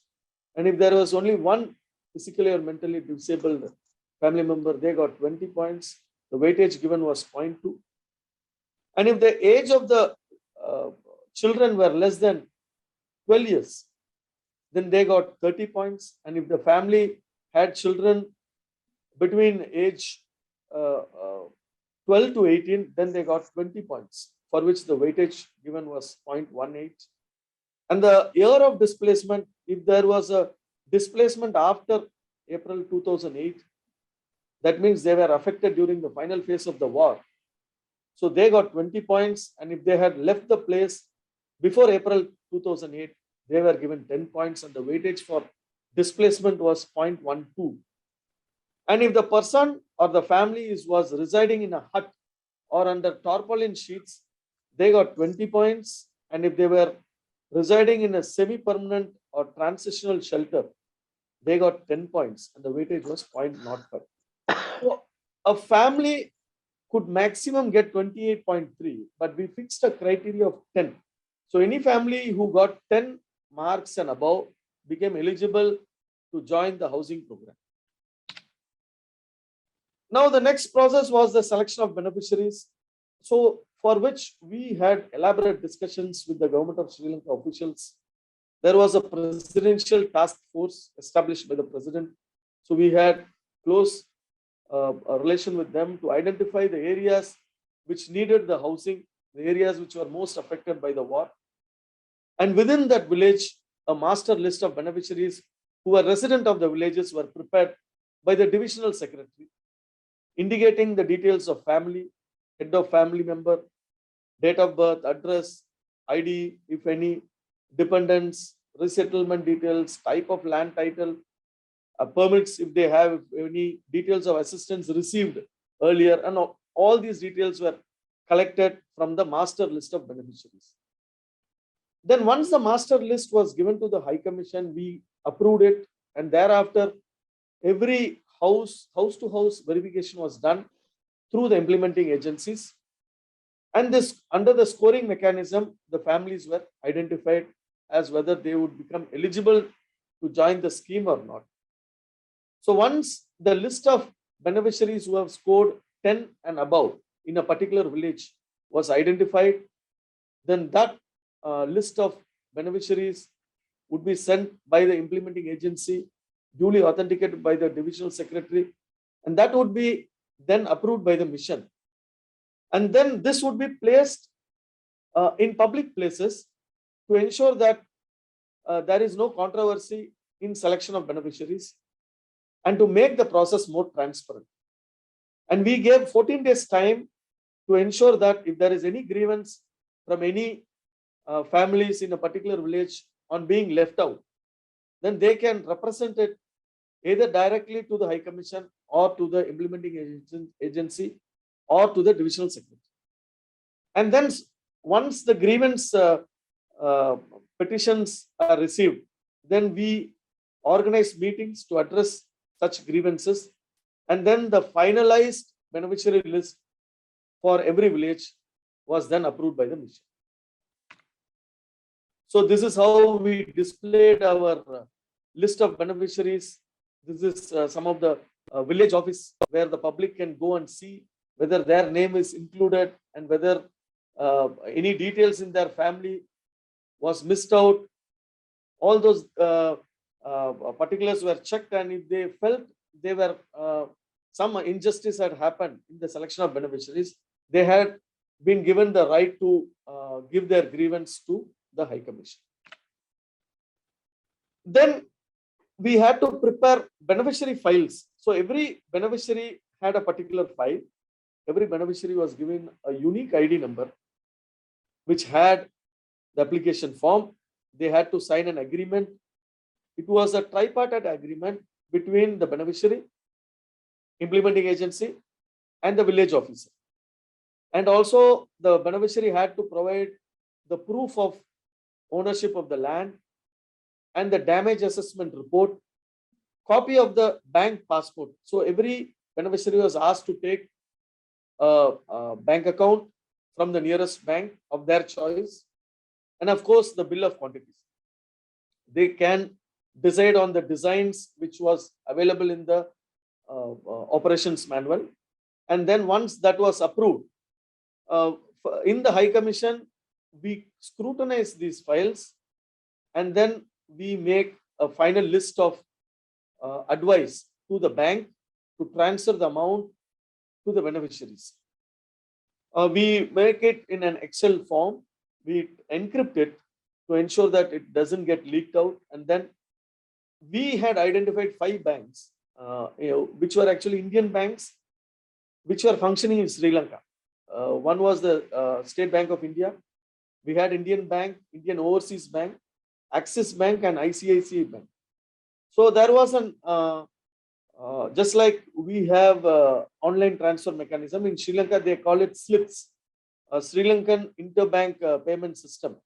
So through that, the money gets transferred instantly once the advice from the mission reaches the bank. And for the second and further installments, the IA had to visit the project site, take the photo of the construction along with the family member holding the ID card, and then they would actually request for the next installment of funds. And once the next installment request comes, again the earlier file had to be taken, and then we process the beneficiary file for payment of next installment. So every time we transfer the amount to the beneficiaries, we inform the beneficiaries through SMS, so that the beneficiaries come to know that this amount of 1 lakh or 2 lakh or 50,000 in different installment reaches their account. And we also ensured that because there was no banking facility in interior area, so a mobile ATM facility was also provided, so that the mobile ATM keeps moving into the interior areas where the beneficiary can actually take the required amount. Then the banks actually report back to the High Commission on the transfer of funds. Reconciling accounts with the banks takes place on a daily basis. And the bank also deputes every week one officer to check whether all the funds have been transferred. Many a times what happens, due to errors in the name of the account holder or in the account number, sometimes there would be bouncing of funds back to the banks, our banks. So all these things had to be reconciled and then rectified. Then once that is done, then the IA actually and the banks verify whether the houses are being constructed. Of course, the IA had to do house-wise. Every house they had to verify. But for the banks, we had given a target of 5%. So randomly, they will go and check and then keep reporting to the High Commission. And then the master list of beneficiaries paid would be shared with the implementing agency so that they also reconcile with the beneficiaries in the field and then confirm that, yes, the amount has been transferred into the bank account of the beneficiaries. So in the High Commission, there were two processes because it was a 4 installment process. So every time we have, for a first beneficiary, you have to prepare a file afresh. But for the subsequent installments, you have to retrieve the file. So there is a process of merging the new documents and retrieving the old files. So we had planned a mechanism by which every agency will know when they have to come to the High Commission. Because if everyone comes to the High Commission, there would be chaos. So everyone knows, all the 4 agencies knows that this is the day and this is the time when they will have to come to High Commission for merging the files. And this is the day when the High Commission will take the files from the store. So this schedule was also established. Then the next procedure was the monitoring. So there were different levels of monitoring. One was the monitoring by the mission. So of course, mission had to monitor closely. And the major task was to ensure that the payments moved fastly, because if we start delaying the payments, that is going to affect the progress of work. So the motivation level of the beneficiary depends on the speed at which the mission makes the payment. So that was very crucial. So every time we receive the file, we ensure that within 2 weeks, the amount gets transferred into the bank account of the beneficiary. And we also examine bounce back cases, scrutinize files for payment. We also attend to grievances from the beneficiaries. We also undertake site inspections. We also meet IAs every fortnight to review the progress of work. And also we have regular meetings with the Presidential Task Force and also with the government agents, the district magistrates or the collectors, as we call here. They are called as government agents in Sri Lanka, and also with the divisional secretaries. We organize periodic meetings to ensure that their support is also there, because for organizing construction material at low cost, otherwise there was a lot of hoarding happening in different parts of the villages. So in order to streamline all those things, the support of the Sri Lankan government officials were very, very crucial, and the success of the project could not have happened but for the support of the Sri Lankan officials. Also, the monitoring by the Consul General's office in Jaffna. Of course, the Consul General and the team at that point of time, Mr. Mahalingam sir was there. He is also attending this program today. They played a major role in site inspection, because the predominantly out of the 50,000 houses, close to about 40,000 houses were built in the northern province, which was the worst affected province. And so Consul General being situated in Jaffna, they played a major role in periodic inspections and also reporting wherever intervention of the High Commission was required. As also the monitoring by the implementing agency. Implementing agency had their own team of technical officers and also community mobilizers. So they go house to house, they have a program chart, and then they have established a logbook in which every visit would be recorded by the IA, and also the progress of the beneficiary would be recorded. Monitoring by banks, that also happened simultaneously as per an agreement signed between the High Commission and the banks. And their banks also submit their report to the mission once a quarter. And of course, once a quarter, a team from Government of India, usually headed by the Secretary DPA, keeps coming to Sri Lanka to evaluate the progress of work. So monitoring happened in different forms and different ways, and that was very, very crucial and critical for the success of the project. So these are some of the monitoring meetings happening.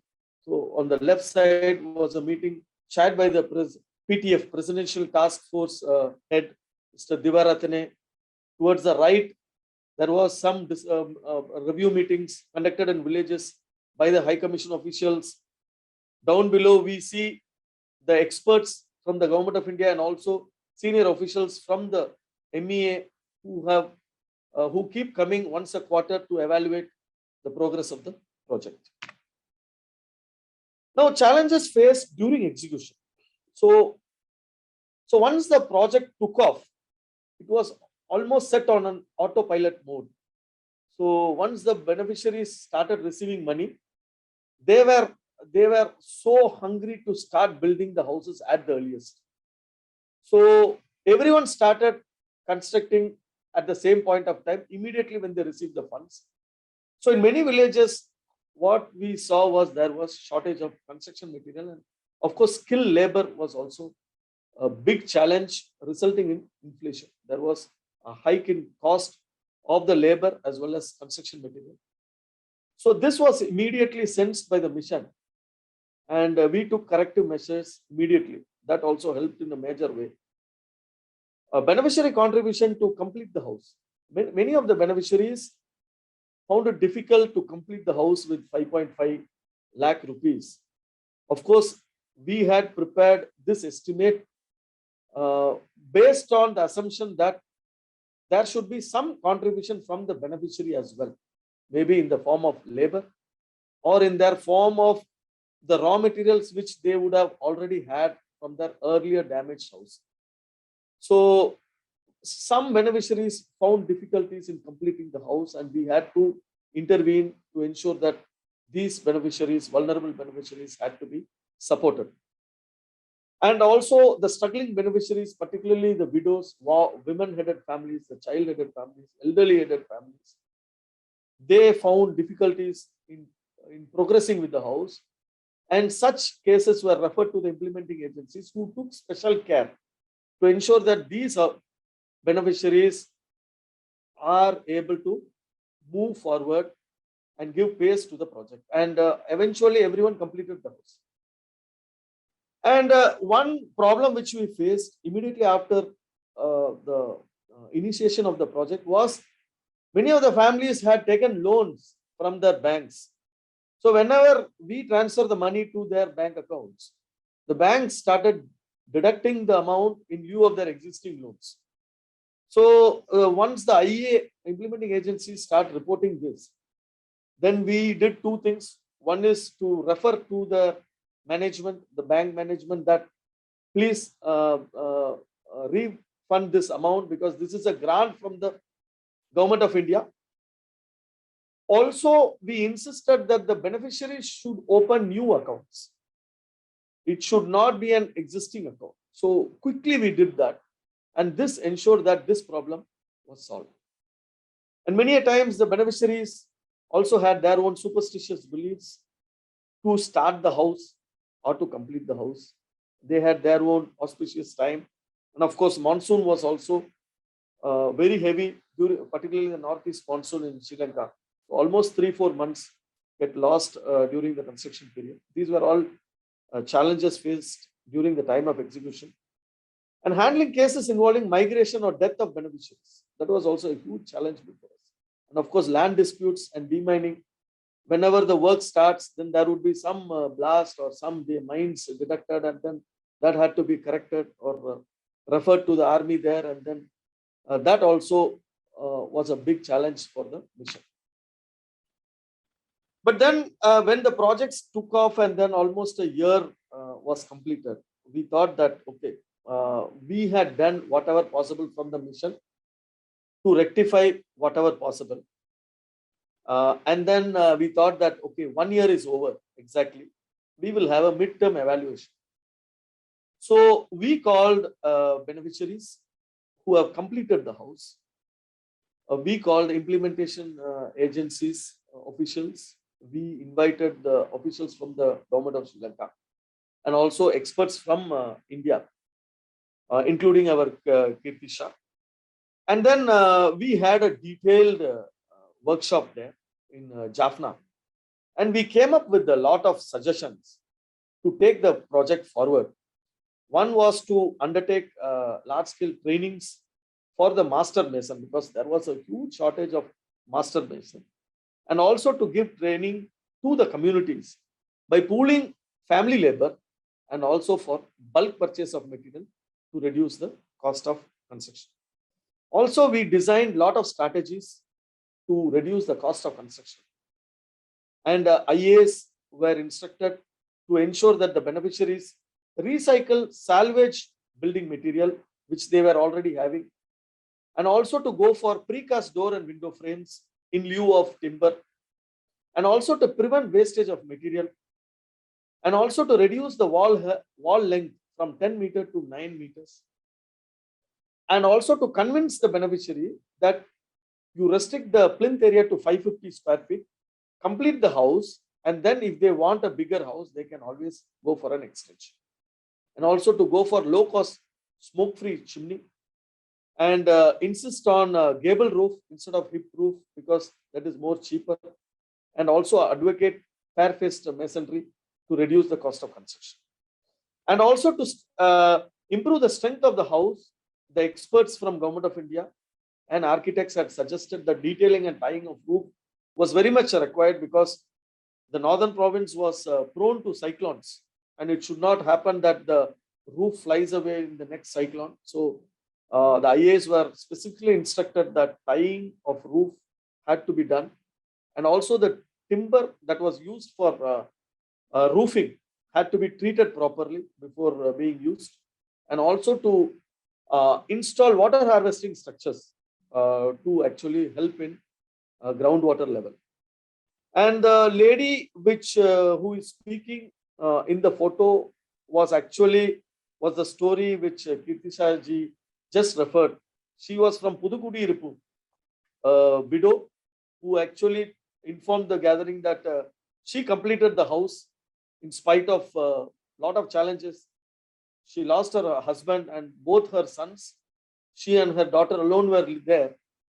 And she told the gathering that she was also almost decided that she would take her life.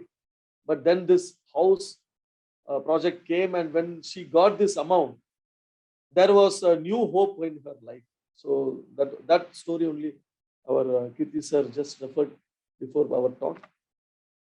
And then we calculated during that midterm evaluation as to how much amount can be reduced or saved by undertaking various cost reduction strategies.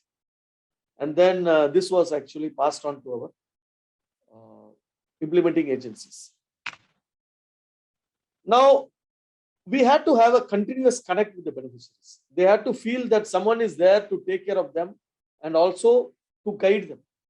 So we had our own innovations in the form of flyers, leaflets to guide the beneficiaries to adopt appropriate measures and suitable alternative material to reduce construction cost. We also had a weekly program every Thursday in an FM radio to guide the beneficiaries on various strategies which they can adopt to construct the houses within the available assistance. We also had a hotline call center which was operating in all working days to address the grievances from the beneficiaries, and of course regular field visits by the technical officers, field engineers, and also the community mobilizers ensure that there was a continuous connect with the beneficiaries. Community meetings were always conducted with the civil society groups and beneficiaries, and also with special focus on women-headed and physically disabled-headed families. And every family who was a beneficiary had to maintain a logbook, and every work which they undertook had to be mentioned in the logbook, and which provided a guidance both to the IA and to the beneficiary on what they should do. And finally, we had our own established SMS mechanism by which the beneficiaries were asked to take note of SMS regularly, and then see if any funds were received, and then use the funds at the earliest. And of course, mobile ATMs were engaged. These were some of the crucial initiatives. We requested the beneficiary because many of them lived in very big houses. But when this project came, they were actually initially they were actually not happy with this 550 square feet. But this being a project on a very large scale, we had to convince them that yes, you please go ahead and complete this 550 square feet. And with this amount, that is 5.5 lakh rupees at an average of 1,000 rupees per square feet. Then timely release of funds. That was a huge task from the mission. Development Cooperation Wing played a major role to ensure that the funds were released within 14 days. Many times we try to release within a week to keep up the momentum of the project. We also ensured that periodic follow-up was taken up with the beneficiaries who were struggling to move forward. And we also recommended innovative low-cost construction methodologies to the beneficiaries, continuous monitoring by the technical officers and community mobilizers, trainings to the communities were given periodically, insisting on joint bank accounts with spouses. That played a very major role. In fact, many of the beneficiaries in the initial stage, we had issues because the money was not properly spent. So quickly we realized that a joint account model will actually help. So wherever spouses were there, we ensured that the wife is also became a party to the bank account, or wherever widow is there, widow along with the her child would be a joint bank account holder. And also we informed the banks not to debit the funds in lieu of their existing loans, which almost all the banks agreed to, and they refunded the amounts which they debited. And of course, the flow of communication on the release of funds. Key takeaways. Of course, the selection of the most vulnerable families was a major task because we were very sure that unless the beneficiaries were selected rightly, the project is not going to succeed. So this was a very, very important task. There was a lot of pressure, but still we withstood the pressure and ensured that the most vulnerable families were alone selected. Minor architectural interventions like reducing the height of the wall by 1 foot saved rupees 25,000. Similarly, a lot of such suggestions were given to the beneficiaries periodically. We also advocated family labor and pooling of community labor. That also created some sort of a community building in the locality, particularly in Jaffna and Kilinochci. I remember that a group of 10 or 15 families joined together, and then they will start working on one house. All the family members will work for one house, complete that house, move to the next house. All the 15 family members will work for the second house, and then they keep moving and complete it. So it was a wonderful cooperative effort by the beneficiaries. Bulk procurement of raw material from wholesale dealers was undertaken by IAs and also such cooperative communities. Contributions from beneficiaries in the form of labor, savings, timber from their homesteads were also recommended to ensure that the house got completed. We also advise avoiding wastage of raw materials and reuse of raw materials which are already available in the site. Timely release of funds. Mission had to release about 1,72,000 transactions, and staggered release of funds for different stages within a village to avoid shortage of labor. This was a mechanism adopted by the mission. We ensured that there is no inflation in a particular village. So once a master list of beneficiaries was identified, we did not release the funds to all the beneficiaries at one point of time because we knew that there was no labor to cater to the requirements of all the beneficiaries in a particular village. So all the beneficiaries would be covered, but in stages. So we staggered the support to different beneficiaries in a particular village. And towards the end of the project, this is we'll have to kind of wind up. This is my last but one slide. So 523 villages were covered at the end of the project, and he was identified as the first beneficiary who completed the project. And this has been actually covered by Shri Anurag Srivastava. And this project, as we mentioned earlier, in the process of building houses, communities were established. And the major hallmark of this project was that there was no allegation or complaints, since the houses were built by the owners and funds were transferred to the beneficiaries directly, and therefore it was a 100% corrupt-free project. Thank you. Thank you very much. Thank you, Justin Saab. I think there couldn't have been a more comprehensive and better presentation of the system and procedures. And it's very obvious that if you have such thoughtful processes and the systems project is bound to succeed. So I think maybe tomorrow we should have some discussion on this, but it was a terrific presentation. Thank you very much. Now we move to another set of people.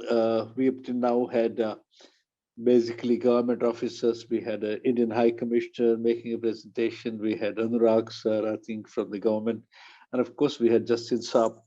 Now we are moving to the next set of people who played a major role in making this project success.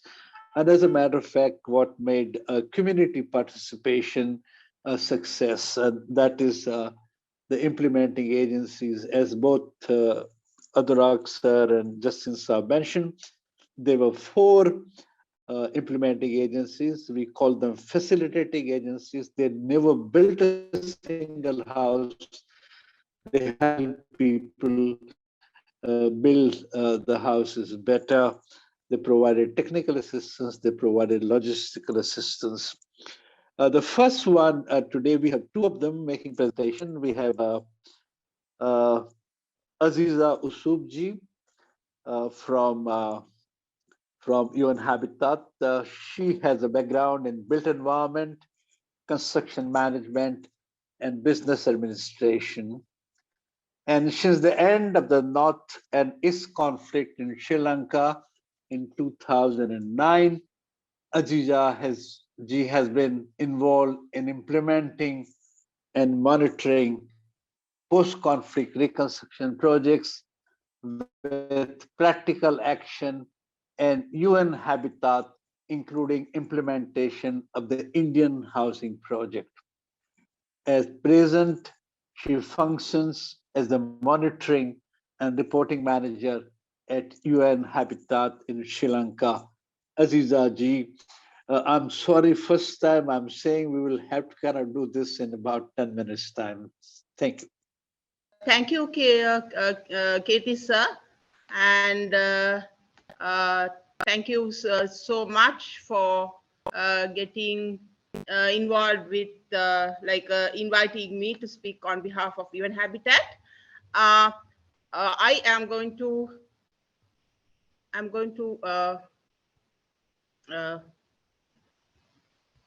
start by saying that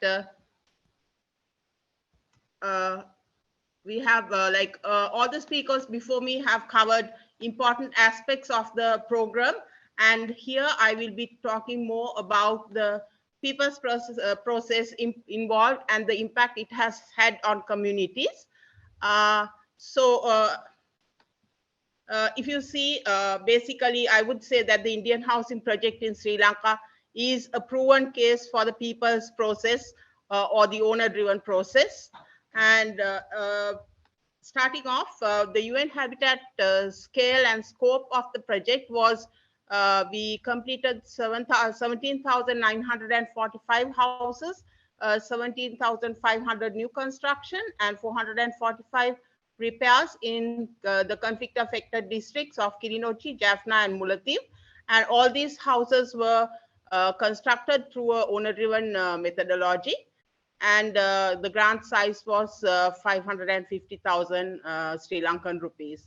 And after that, we also completed 1,650 new constructions in the plantation areas in the Nuwara, Badula, and Kandy districts through a community-driven approach.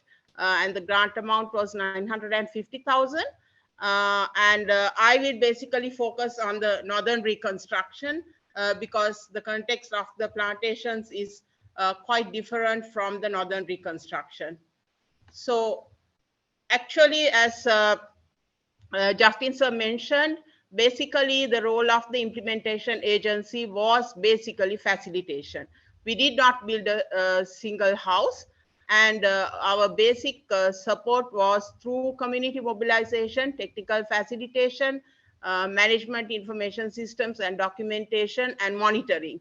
So if my presentation could be shared later on with the participants, it would give you a better idea of what exactly the role of UN Habitat was throughout the project. So it started at with the release of the name of the village and the master beneficiary list, and basically ended only after the construction was completed. And in many cases, we also worked after the construction phase to provide infrastructure and livelihood support and follow up with the communities to make their houses homes.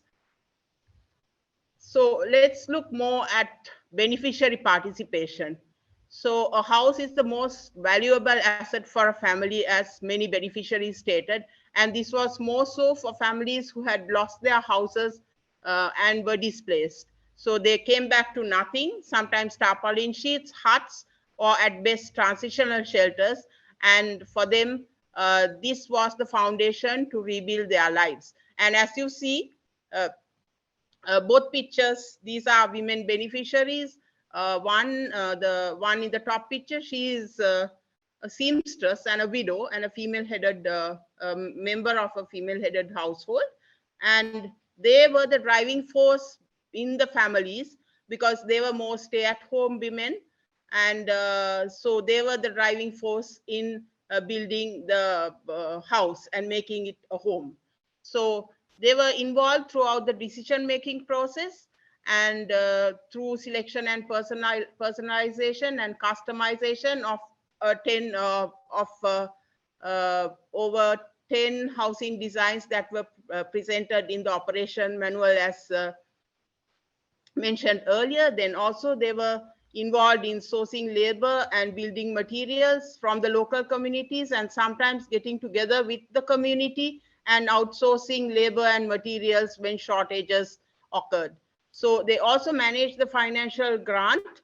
And for many, this was the first time that they had handled a bank account and handled stakeholders as banks. And sometimes it was very challenging because some were illiterate and they needed to be extra support. So I have experienced that once when I went to Batikalo, there was an old person seated with a table in front of the bank, and he was basically filling in all the bank slips, and the people were just placing their thumbprints for a small fee or something like 10 rupees at that time. So those were the challenges that these people faced. So, and also dealing with local challenges, including poor access to infrastructure, then problems with banks, land, and all that stuff.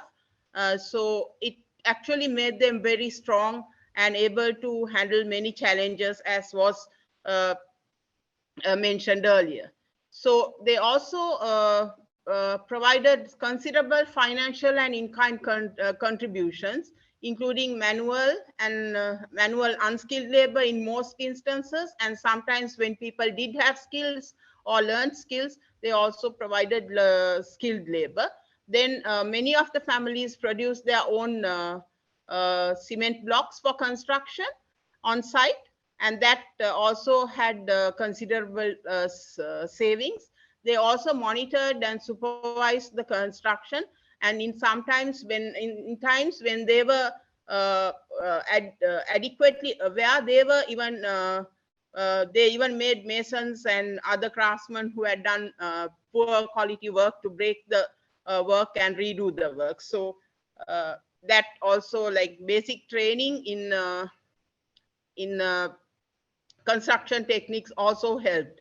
So, and also the whole post-occupancy value addition of making a house a home, greening of the environment, and then upgrades and improvements and extensions as finances became available. And the challenges the beneficiaries faced and also which affected UN Habitat was one of the biggest challenge was legal documentation. So especially in the last stages of the conflict, many households had lost their land tenure documentation, and in some areas, basically they did not have tenure documentation because there was the conflict started 30 years ago. So then there were birth and marriage certificates lost, and so UN Habitat and the local government officials had to facilitate the beneficiaries and support the beneficiaries to get at least temporary document, particularly related to land ownership. The divisional secretary often certified that these people own the land and have been occupying the land for a considerable period of time. And then there was also the vulnerability, as Justin sir referred to earlier, and community support networks, and especially in the cases of minor heads of households who were orphans. There were guardians who came forward and constructed the houses on behalf of the orphans. And the High Commission in Colombo was so supportive to accommodate these people as well. So then price escalations were a major problem.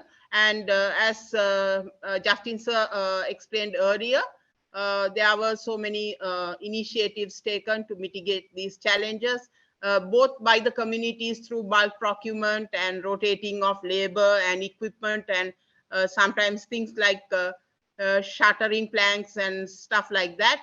And then also we did have the low capacity of local construction industry. So we did have vocational training for youth from the areas, and with the actually our implementation fee, we did train over 500 youth in masonry and carpentry from the project areas. So this, although it was a challenge, this actually led to local economic development, where the growth of the supply chains was happening due to the demand.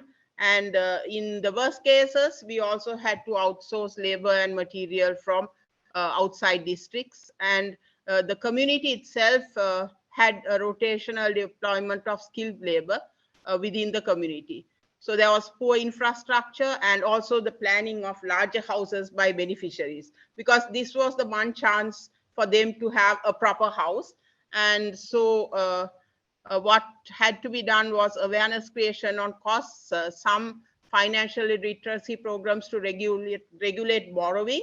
And on the other hand, although this might be seen as contravening some principles of owner-driven houses, UN Habitat staff had to control spending by coordinating with local banks to release funds to the beneficiaries. So, and there was one question on whether working without contractors is successful. Yes, I would say in this instance, because there's a high level of ownership. So as you see with the pictures, you see people personalizing their houses, customizing their houses, and like very involved in the construction. And as our evaluations have shown, the quality of construction is good, and it's also sustainable because beneficiaries and the local builders do have the skills to extend or to maintain the houses and to attend to any repairs that will happen later on. And as earlier mentioned, this project actually is much cheaper than the contractor-driven approach. And the only risk was that the risk of price escalation was transferred on the beneficiary. And the sustainability, the knowledge and skills and materials for future maintenance and development was available within the community. And dealing with contextual challenges, so local networks and relationships were leveraged by the communities to deal with contextual challenges including movement restrictions, other security restrictions on meetings, etc. And the shortages of labor and stuff like that, and dealing with local government officials, which no other outsider could have done. No contractor could have done it the way the communities dealt with it. And the speed of construction, because all the houses simultaneously and in a rotational basis constructed their houses. And this also leveraged individual and community resources to support the more vulnerable households. And then this actually had a long-term impact on communities where the beneficiaries were empowered and to deal with a wide range of stakeholders. And then there was emerging leadership, particularly women, who led the construction process in the absence of men within the households and also the communities. And there was a local livelihood and economic development, basically due to temporary cash injections to the construction industry, and which in turn was injected into the local economy. And then also skills and supply chain development due to demand. And then we did also have strong grassroots level CBOs, which were harnessed for future development projects, both by the government and also by the development agencies. So the systems and procedures, beneficiary selection, the weighted scoring system was highly transparent and so successful that it was later mainstreamed into government of Sri Lanka projects, and with little political interference at local level. Documentation process, as Justin Sir mentioned, it was very complex and complicated, but it was extremely necessary for accountability. And facilitation by the IAs was essential. Fund transfers, yes, they were challenging, there were minor delays, but basically there was no major impact on construction. And certification of payments was transparent, and because it had multiple layers of certification, visual evidence. And the only challenge was when it was delayed when beneficiaries were not present at site. And cooperation and collaboration with IHC in Colombo resolved many issues which otherwise would not have been able to be resolved. Particularly dealing to people who are illiterate, who are placing their fingerprints, then the migration and death of head of household, delays in payments, all that was resolved with discussions with Justin Sir and the other staff at IHC. So social and physical infrastructure provision.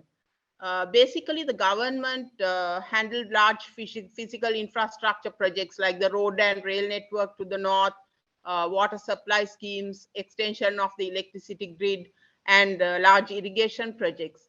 But at village level, there was a lot of gaps. So bilateral and multilateral donors supported local level infrastructure and livelihoods, and UN Habitat itself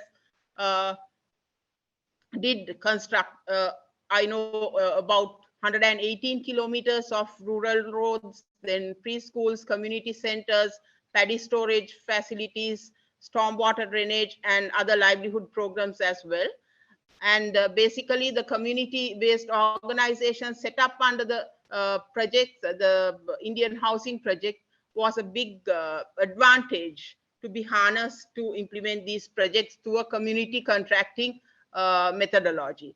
The government, communities, and the diaspora supported social and cultural facilities, mainly the kovils and the churches and the temples and mosques. But no large investments in economic development was seen, although there was an opportunity, a lot of labor and all that. There were and the infrastructure as well. There were no large investment in economic development going into these areas.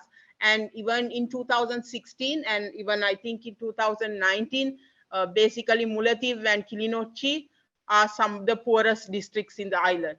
So out-migration continues. Youth are in search of better opportunities. So there is more opportunity to develop these areas, but the impact of the Indian housing project and the modality of implementation on communities and has been such that even today, the government of Sri Lanka is implementing the homeowner-driven approach for their post-conflict reconstruction program in the north and east, and at least about 10,000 houses have been completed through government funding, and even today the project is being implemented.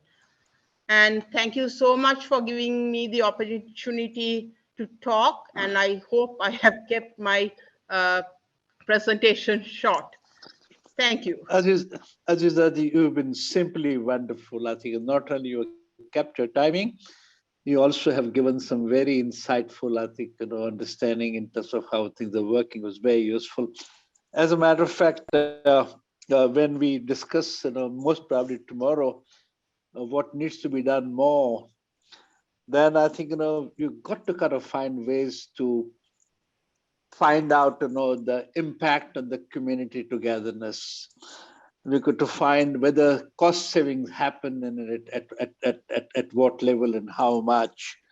What was the empowerment like, on the larger scale, and how did individuals and community, I think, get affected through this whole process. I think we've got to kind of, find ways to build evidence over a period of time.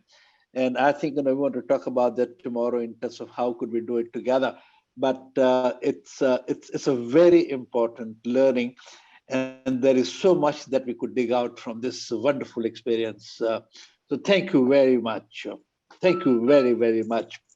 I'm moving next. I'm being told that Mr. Janaka from the National Housing Development Authority is not there at the moment. But let me kind of tell you very quickly. The National Development Housing Authority was one of the 4 implementing agencies. They were in charge of some 4,000 families, helping and facilitating, and they basically concentrated in Vavonia district in the north. And National Housing Development Authority is a premier housing agency in Sri Lanka. They're not there today. We'll find out if they could come in tomorrow. That takes us to another set of presenters, and this time the real stakeholders, the people and the families who built the houses. When we were planning this webinar, I wanted a large number of them to come and participate. It's not worked out as well as we thought, but still, I think let's hear from them, 2 families, in terms of how did this see this process, how did they benefit, what kind of housing happened, and whether they think that empowerment that we claim did happen or not. So can we start there? ஐயா, நீங்க எத்தனை சதுர அடி வீடு கட்டுனீங்க, நீங்க அதை எப்படி அதை கட்டி முடிச்சீங்க, என்ன இப்ப எப்படி சந்தோஷமா இருக்கிறீங்களா, எப்படி வந்து கொஞ்சம் சொல்லுங்க. நாங்கள் எங்களுக்கு 550 சதுரடி தான் எங்களுக்கு முதல் தந்தது. நாங்கள் வந்து இப்ப கூடுதலாக நாங்கள் ஒரு 100 சதுரடியை கூட எடுத்து நாங்கள் இப்போ எங்கள்ட உழைப்பையும் வச்சு நாங்கள் அந்த வீட்டை கொஞ்சம் பெருசாக காட்டி கொஞ்சம் வாழக்கூடிய மாதிரி இருக்கு. எங்கள்ட 5 பிள்ளைகளும் தானே, அதால எங்களுக்கு அந்த சின்ன வீடு கொஞ்சம் போதாது. அதால நாங்கள் எங்கள்ட இதை வச்சு நாங்கள் இப்போ கட்டி நல்ல வடிவா இருக்கிறோம். சந்தோஷமா. Alim Saab, it will help very much, if we see the whole, of course, the whole family is there. If you also could say the house while which is there, and of course, if you could translate what they told us. அந்த family எல்லாரையும் கொஞ்சம் காட்டேலுமா இவர்? Alim Saab, would you translate it very quickly? Yes, I'm doing that. Right.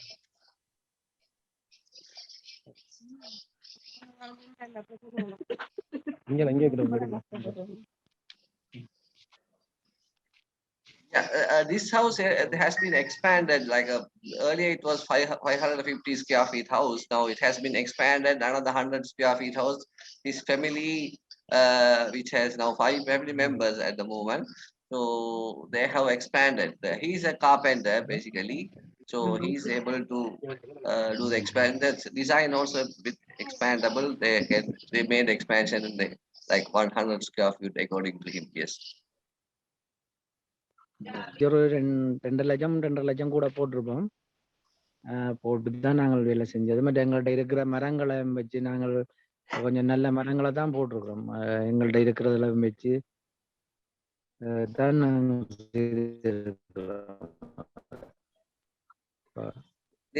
they top up around 250,000 houses for additionally, but they use the local timber and also they have some salvage timber from they use for the house construction. I think I know we want to hear the story more, but can you also ask them in terms of what did this process, which gave them responsibility, gave them resources in hands, with them, ask them to choose their own house and they build it the way. What did it do to them, that the psyche, their confidence? Can you ask this question to them? இப்ப நீங்க உங்களுக்கு இப்ப ஆரம்பத்துல நீங்க உங்களுக்கு அந்த படங்கள் எல்லாம் தந்து இப்ப நீங்க எப்படி எப்படி நீங்க முடிவு எடுத்தீங்க இந்த வீடு கட்டுறதுக்கு, அதுல இந்த டிசைனை தெரிவு செஞ்சு எப்படி அத உங்களோட பொறுப்பு என்ன இருந்துச்சுன்னு கேட்கிறார். என்னன்னு சொன்னாங்க, இப்ப நாங்கள் எங்கள்கிட்ட இந்த அவ தந்த அளவு திட்டத்துக்கு 5.5 லட்சம் ரூபா எங்களுக்கு கொஞ்சம் அந்த உதவியா இருக்குது. ஏன்னா நாங்கள் எங்கள்கிட்டையும் கொஞ்சம் எங்களோட வளவுல உள்ள மரங்கள் எல்லாத்தையும் பார்த்து அந்த அமௌண்ட்டுகளை பார்த்தா அந்த வீட்டை நாங்கள் கொஞ்சம் பெருசா எடுத்து கட்டலாம்ன்றது முடிவெடுத்து தான் நாங்கள் செய்தோம். So they have the all liberty to choose the house because they have some they have in-house resources, some like the timbers, and they decided to go with that such a plan and all with the family size. But like say, I think sorry, I'm asking this question, but would it be very different, if contractor had built the house and asked them to come and live in and give out the key of the house, or the process in which it happened where they made all the decisions, everything, where to spend money, how to spend money, which design to use, what material to use, they did everything. Did that make any difference to them in terms of their confidence? Right. என்ன கேட்கிறாருன்னு சொன்னா, இப்ப உங்கள்கிட்ட இப்ப contractor ஆள்கிட்ட இந்த தந்து இப்ப இந்த வேலை அவ்வளவையும் செஞ்சிருக்கிறதுக்கும் இப்ப நீங்க ஆரம்பத்துல இருந்து இந்த வீடு கட்டி முடிஞ்சதுக்கும் உள்ள டிஃபரெண்ட் என்ன, அதால எது நல்ல மண்ணு நீங்க நினைக்கிறீங்க, இல்ல அதால எது நல்ல உங்களுக்கு எது பொருத்தம் நினைக்கிறீங்க? நாங்கள் சொன்னா இப்ப கன்றாய் கொடுக்கறத விட நாங்கள் நின்று அதை செய்யறதால எங்களுக்கு எங்களோட வீட்டை நாங்கள் உறுதியா கட்டலாம். அதால எங்களுக்கு காசுங்களும் கொஞ்சம் எங்கள் இந்த உழைப்பு அதுக்குள்ள போட்டதால எங்களுக்கு கொஞ்சம் மிச்சமா இருக்கும். அந்த காசு அதுக்கெல்லாம் செய்யக்கூடிய மாதிரி வரும். நாங்கள் கன்றாய் கொடுக்க அவர் இத்தனை லட்சம்னு சொன்னா அத்தனை லட்சத்தையும் கொடுக்க நாங்கள் என்ன மாதிரி அவர் அந்த எங்களோட வேலையை செய்துட்டு போறாருன்றதையும் நாங்கள் பார்க்கிறாது. அதால நாங்கள் ஒரு மேசனை கொண்டு வந்து வச்சு நாங்களும் அதுல நின்று எங்கள்ட பங்களிப்பையும் செய்து கட்டினது எங்களுக்கு அது நல்ல மன்றதான் நாங்கள் நினைக்கிறோம். So what he feel that if he go into contract, so they are best, it's kind of they are basically focused on the profit making. So then if they contribute their labor component and the resources and the quality and if they honor according to him, it's their contribution and the supervisions, it's make more stronger and give a best quality house. Thank you. Had both the family told their stories? We want to No, hear it's still one family, one more to go. Okay. So she's going to show the folder with the logbook. I think she has some files with him. கொஞ்சம் காட்டுங்க அதை எப்படி அது. It's been more than 5 years, but he still has his documentation with him.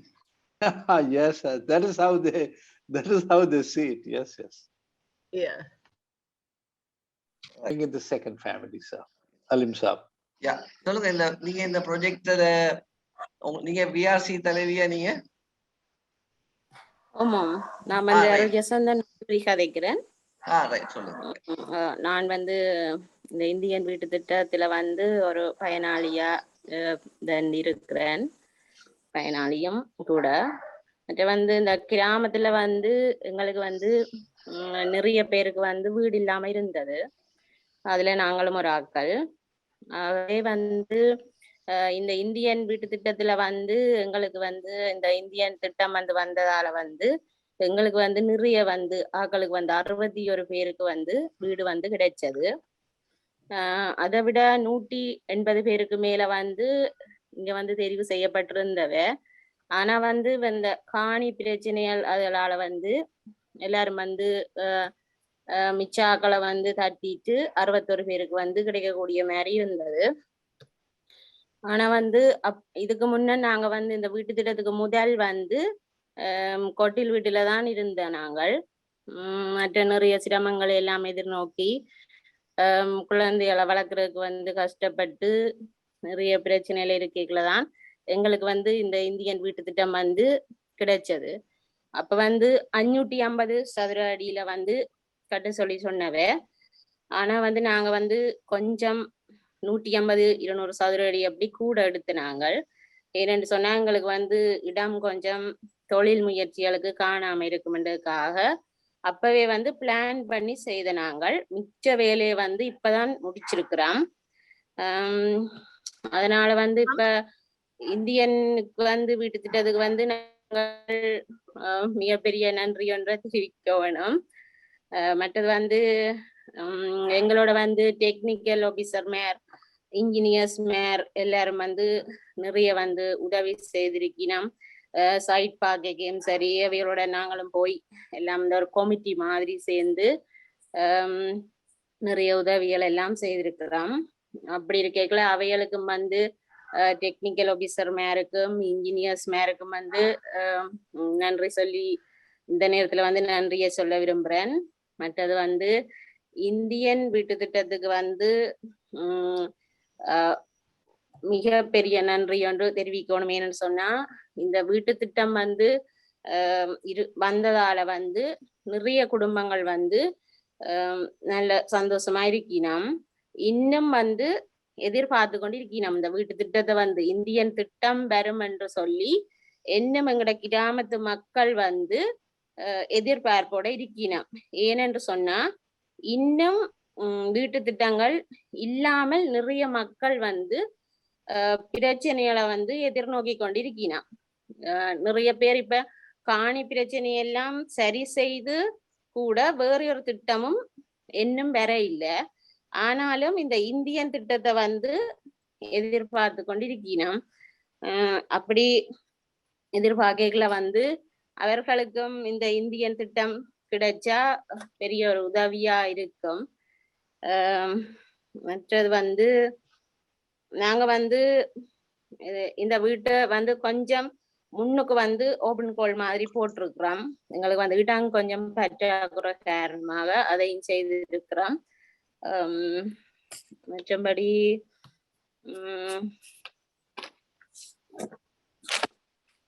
Indian நிறுவனத்துக்கு வந்து okay right. கொஞ்சம் பொறுங்க, நாங்க டிரான்ஸ்லேட் பண்ணி போட்டு திருப்பி உங்கள்கிட்ட வரோம். Anwar, can you make a translation on that? Yes, Alim, thank you very much. I'm one of the beneficiaries in the village. In the initial part, in the initial screening, it was 180 families. Due to the land documentation issues, only 61 were selected.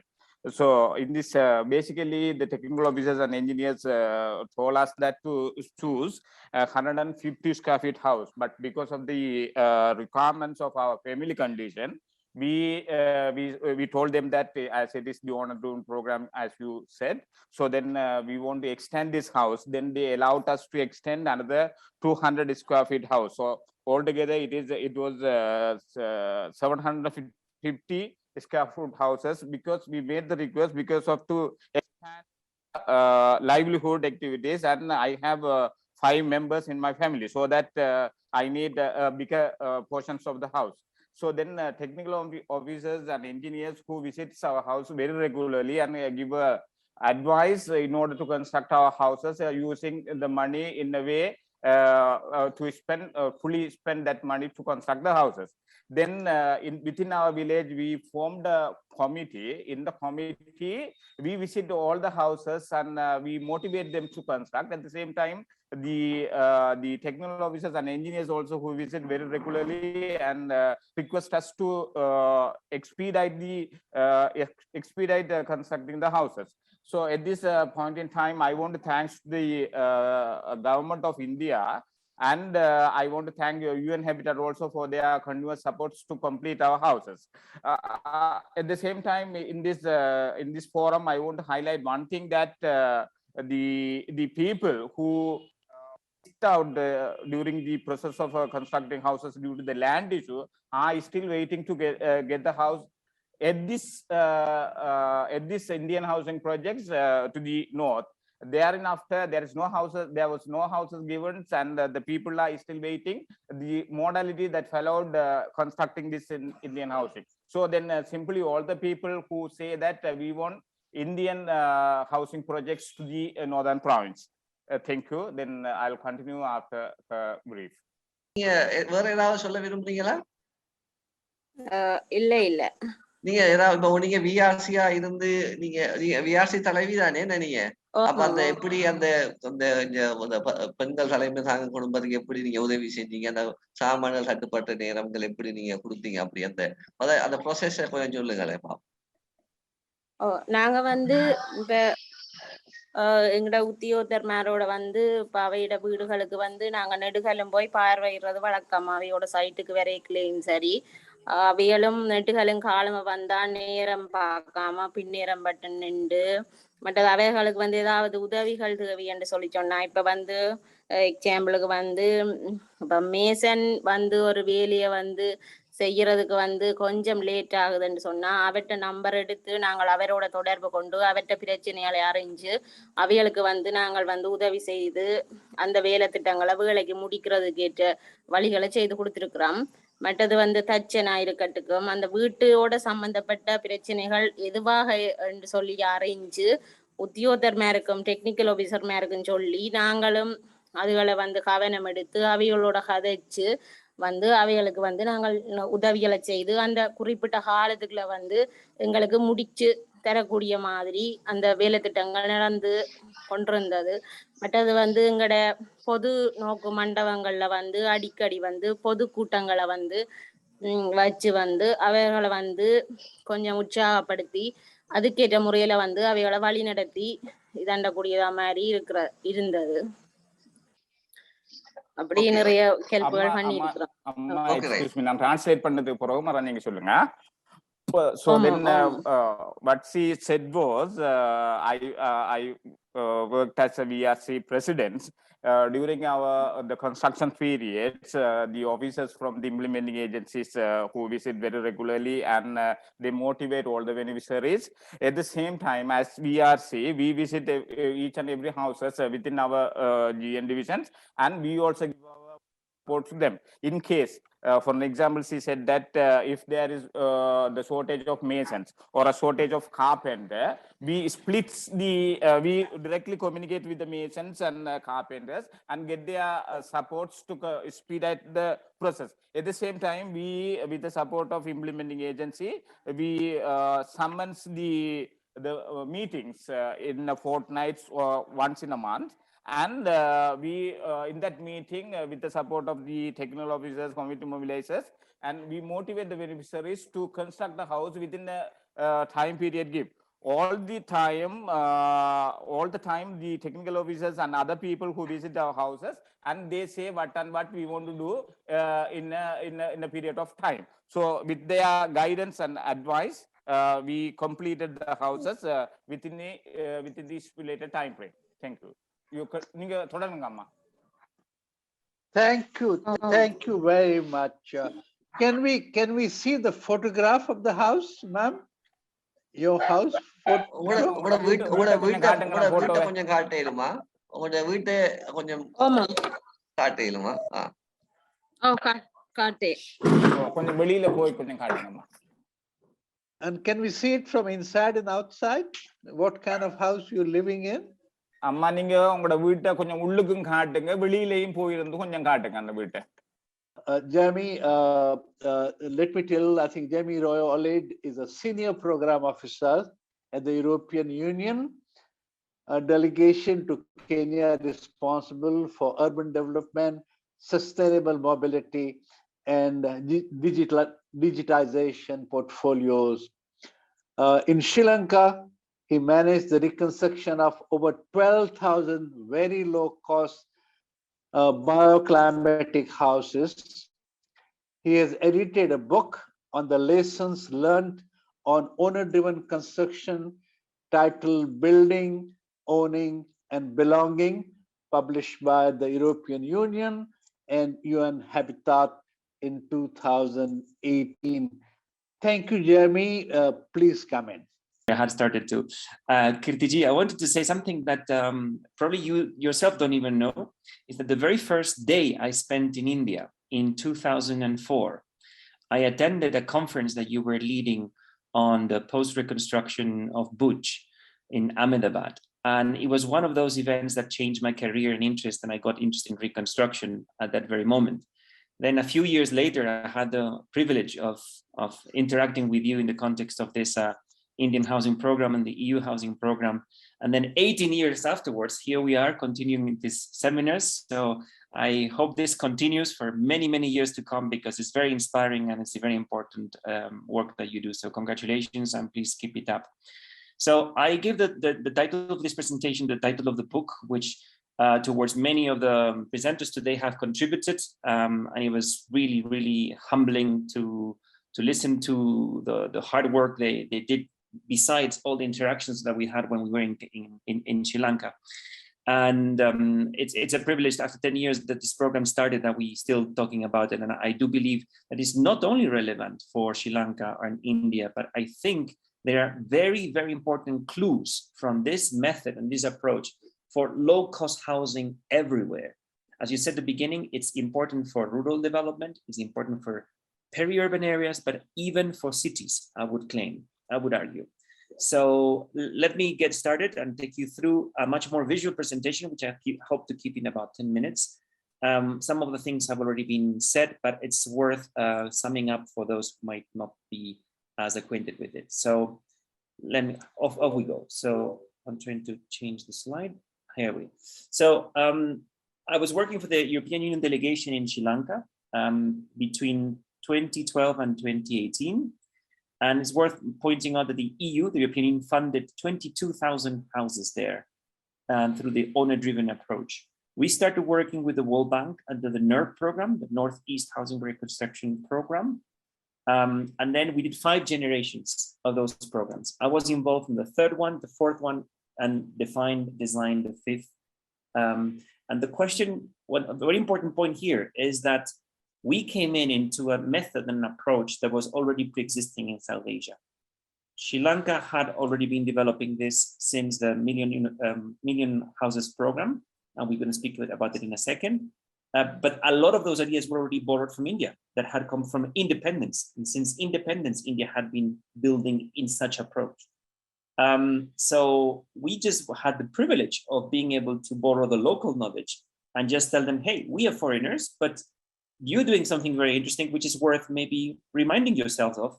And we found ourselves reminding Sri Lanka about certain aspects that were being left out over the years since the Million Houses program. So this is kind of a cycle here, the same way the cycle that where we met Kirti, there's a cycle in this process. And I would like to make the case that India has got a lot to offer to the rest of the world about the potential of upscaling low-cost construction through this approach. So a lot of what is being discussed here is a partnership of many, many partners. Here is just a snapshot of the participants who were involved in housing reconstruction in Sri Lanka in a way or another, and who participated in the 2014 conference that led to the book. And altogether, all these partners delivered 112,000, that's what, 11 lakh houses in Sri Lanka between 2008 and 2020, which is not enough. It was about a third of the needs, but it was still quite a major achievement. And a lot of the learnings have been published. At least a lot of the effort I put is in ensuring that the knowledge and the expertise that we developed would not stay in the cupboards of the EU delegations, but I got them published in the EU Publications Office, and they're downloadable for free. Okay, you can download the PDF for free. Just go to the website. You can take a snapshot of this, search for the title in Google. You'll be able to find these books and download them for free. Okay, we'll talk about more about them in the course of this presentation. But if there is one thing that I learned, particularly from Kirti and others, is that as a public institution, the challenge is how can institutions help scale up the production of affordable, low cost, in some places not the same, housing for the lowest income households. Well, the question here is that maybe there's a word that has to be changed. And the first way is the for is the notion of with the lowest income people. But this is what we call participation. And then as we'll see, Kirti told us something that owner-driven goes way beyond participation. And perhaps the word has to be replaced instead of for, instead of with, but by the lowest income people. That's it. That's what we are doing. We are replacing for by themselves. And that is exactly what Sri Lanka Prime Minister Premadasa and his advisor led him to institutionalize, that the understanding that by assisting people in building their own houses, it was much more effective and efficient than trying to supply on their behalf. So if you put together in almost any rapidly urbanizing country, all the public sector delivered houses by the public sector, all the formal private sector houses together, is not even a fraction of how much the people themselves, through informal channels and through different methods, deliver. The problem is sometimes those are maybe substandard, but sometimes not. Sometimes they respond to their needs, certainly in terms of affordability. So the question is, how can we make the best of all of them? And that's what Sri Lanka did in the 1980s already, but they were already borrowing a lot of this from India. It was already happening in India at large scales. Okay, so it's about assisting instead of substituting people. That is the fundamental notion. And we have to keep on repeating this again and again. So in the book, we have a first introductory chapter that covers a little bit about the Million Houses program. And apparently, Kirti, the head of UN Habitat, wrote an article recently that there's actually a precedent to the Million Houses program in terms of approach in the 1950s in Sri Lanka also. So I think we have to revisit the book and actually extend the history to even going earlier.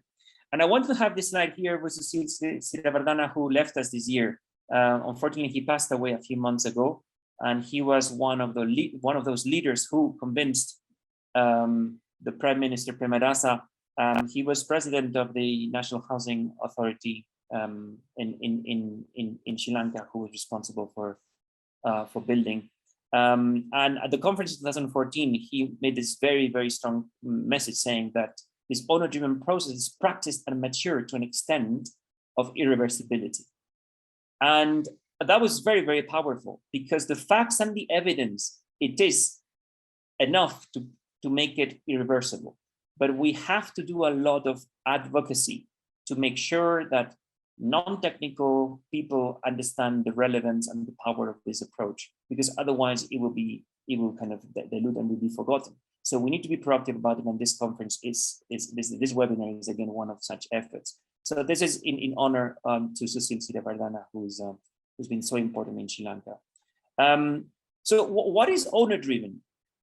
So if you describe it in a more academic context, you have to say, well, what we mean by owner-driven is in fact an approach where you provide conditional cash grants, so basically subsidies conditional to some milestones in construction, combined with concessional loans So it's a kind of blended finance approach, so it's kind of affordable for the households, where they benefit from a form of assistance, a technical assistance, to incrementally build what we call owner-led housing construction. Okay. Now there are many names for similar products: beneficiary-led construction, owner-driven, so HOD housing, assisted self-help, which is the name used in rural housing in India, people's process, which is Lanka Tileke's UN Habitat's approach to this concept, owner-led construction, housing co-production, owner-driven reconstruction. All these terms are very, very much interlinked.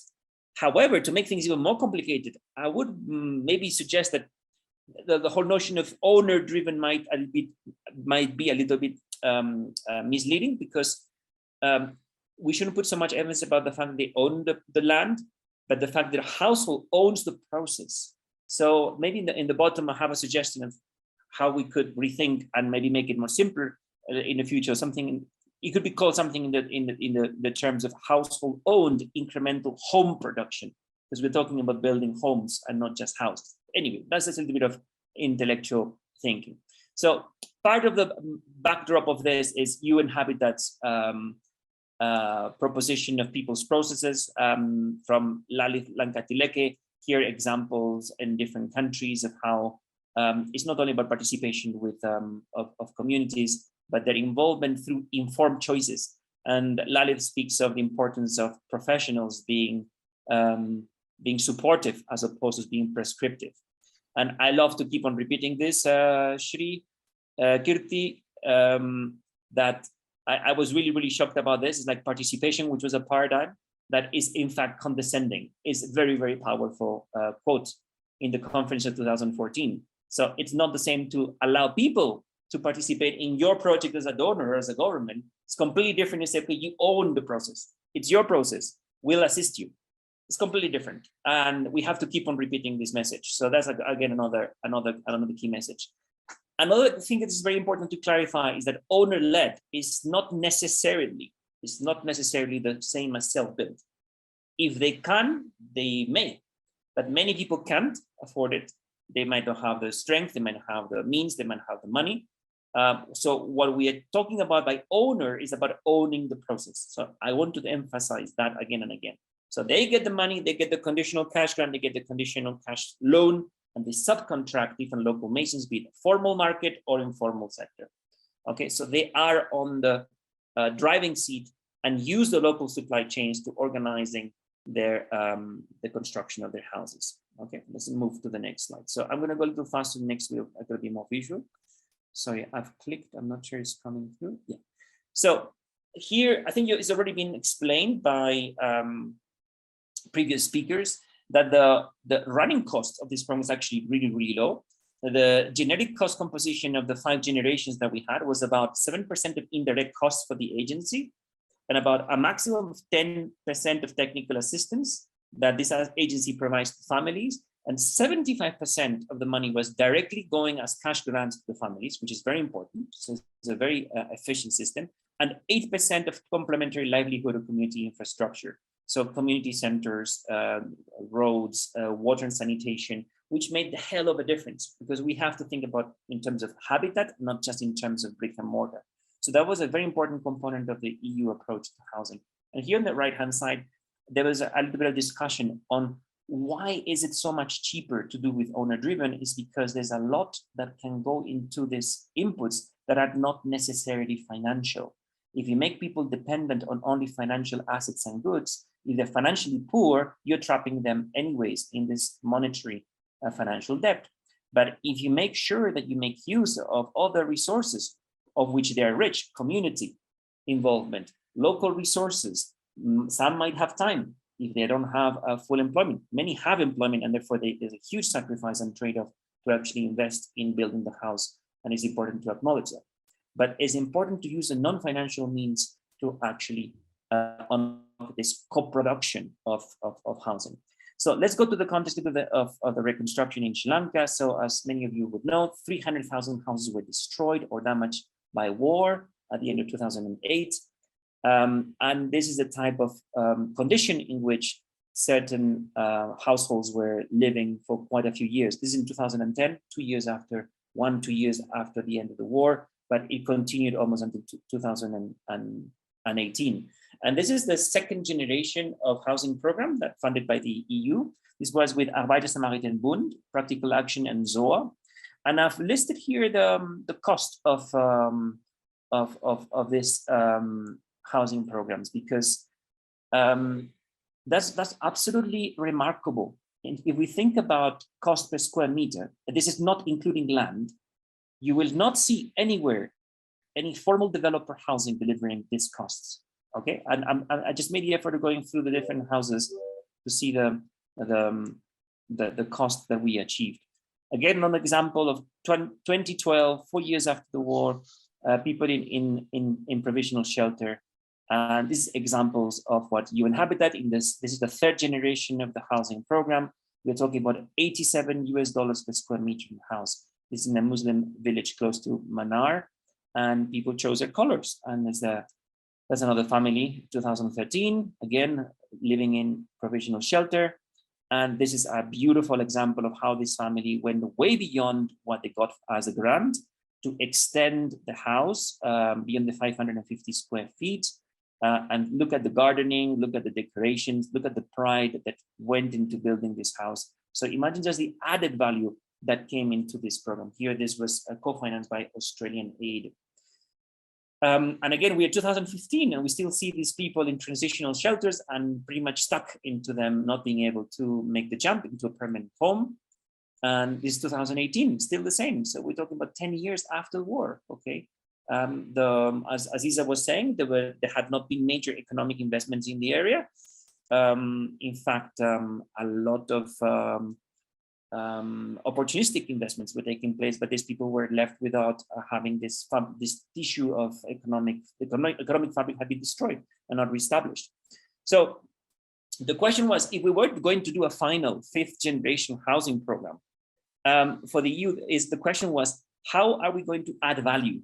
What is, apart from bringing grant money, okay, which is always welcome, but might not be the most sustainable thing to provide, is what is it that we are bringing to improve the already consolidated approach of owner-driven?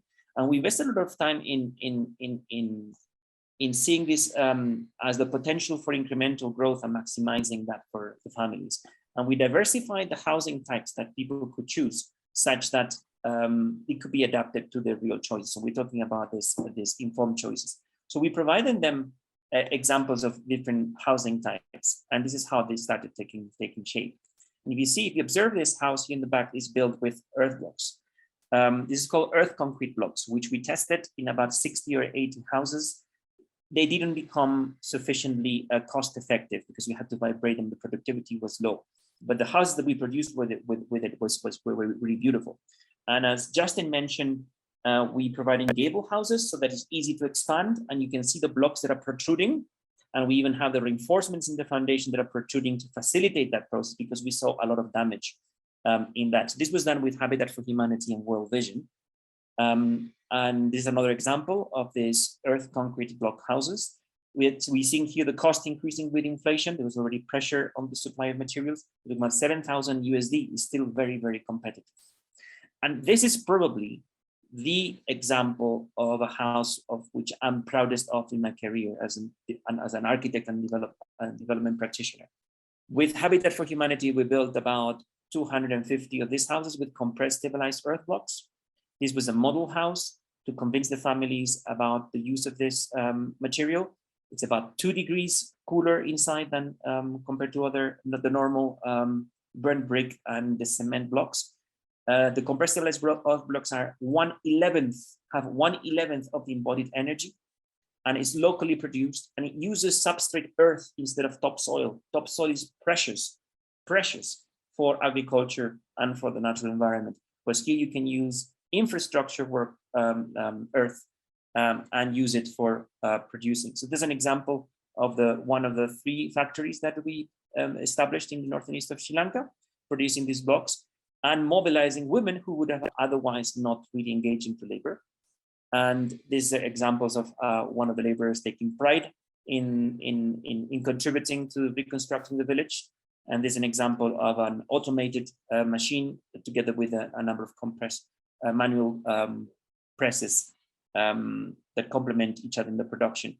And you have, this is one of the publications that you will be able to download, where you have an A to Z feasibility study as to how to do it, from the geological analysis to different quality of the earth, to the comparative analysis of different presses, to build and produce and make it economically and financially viable anywhere.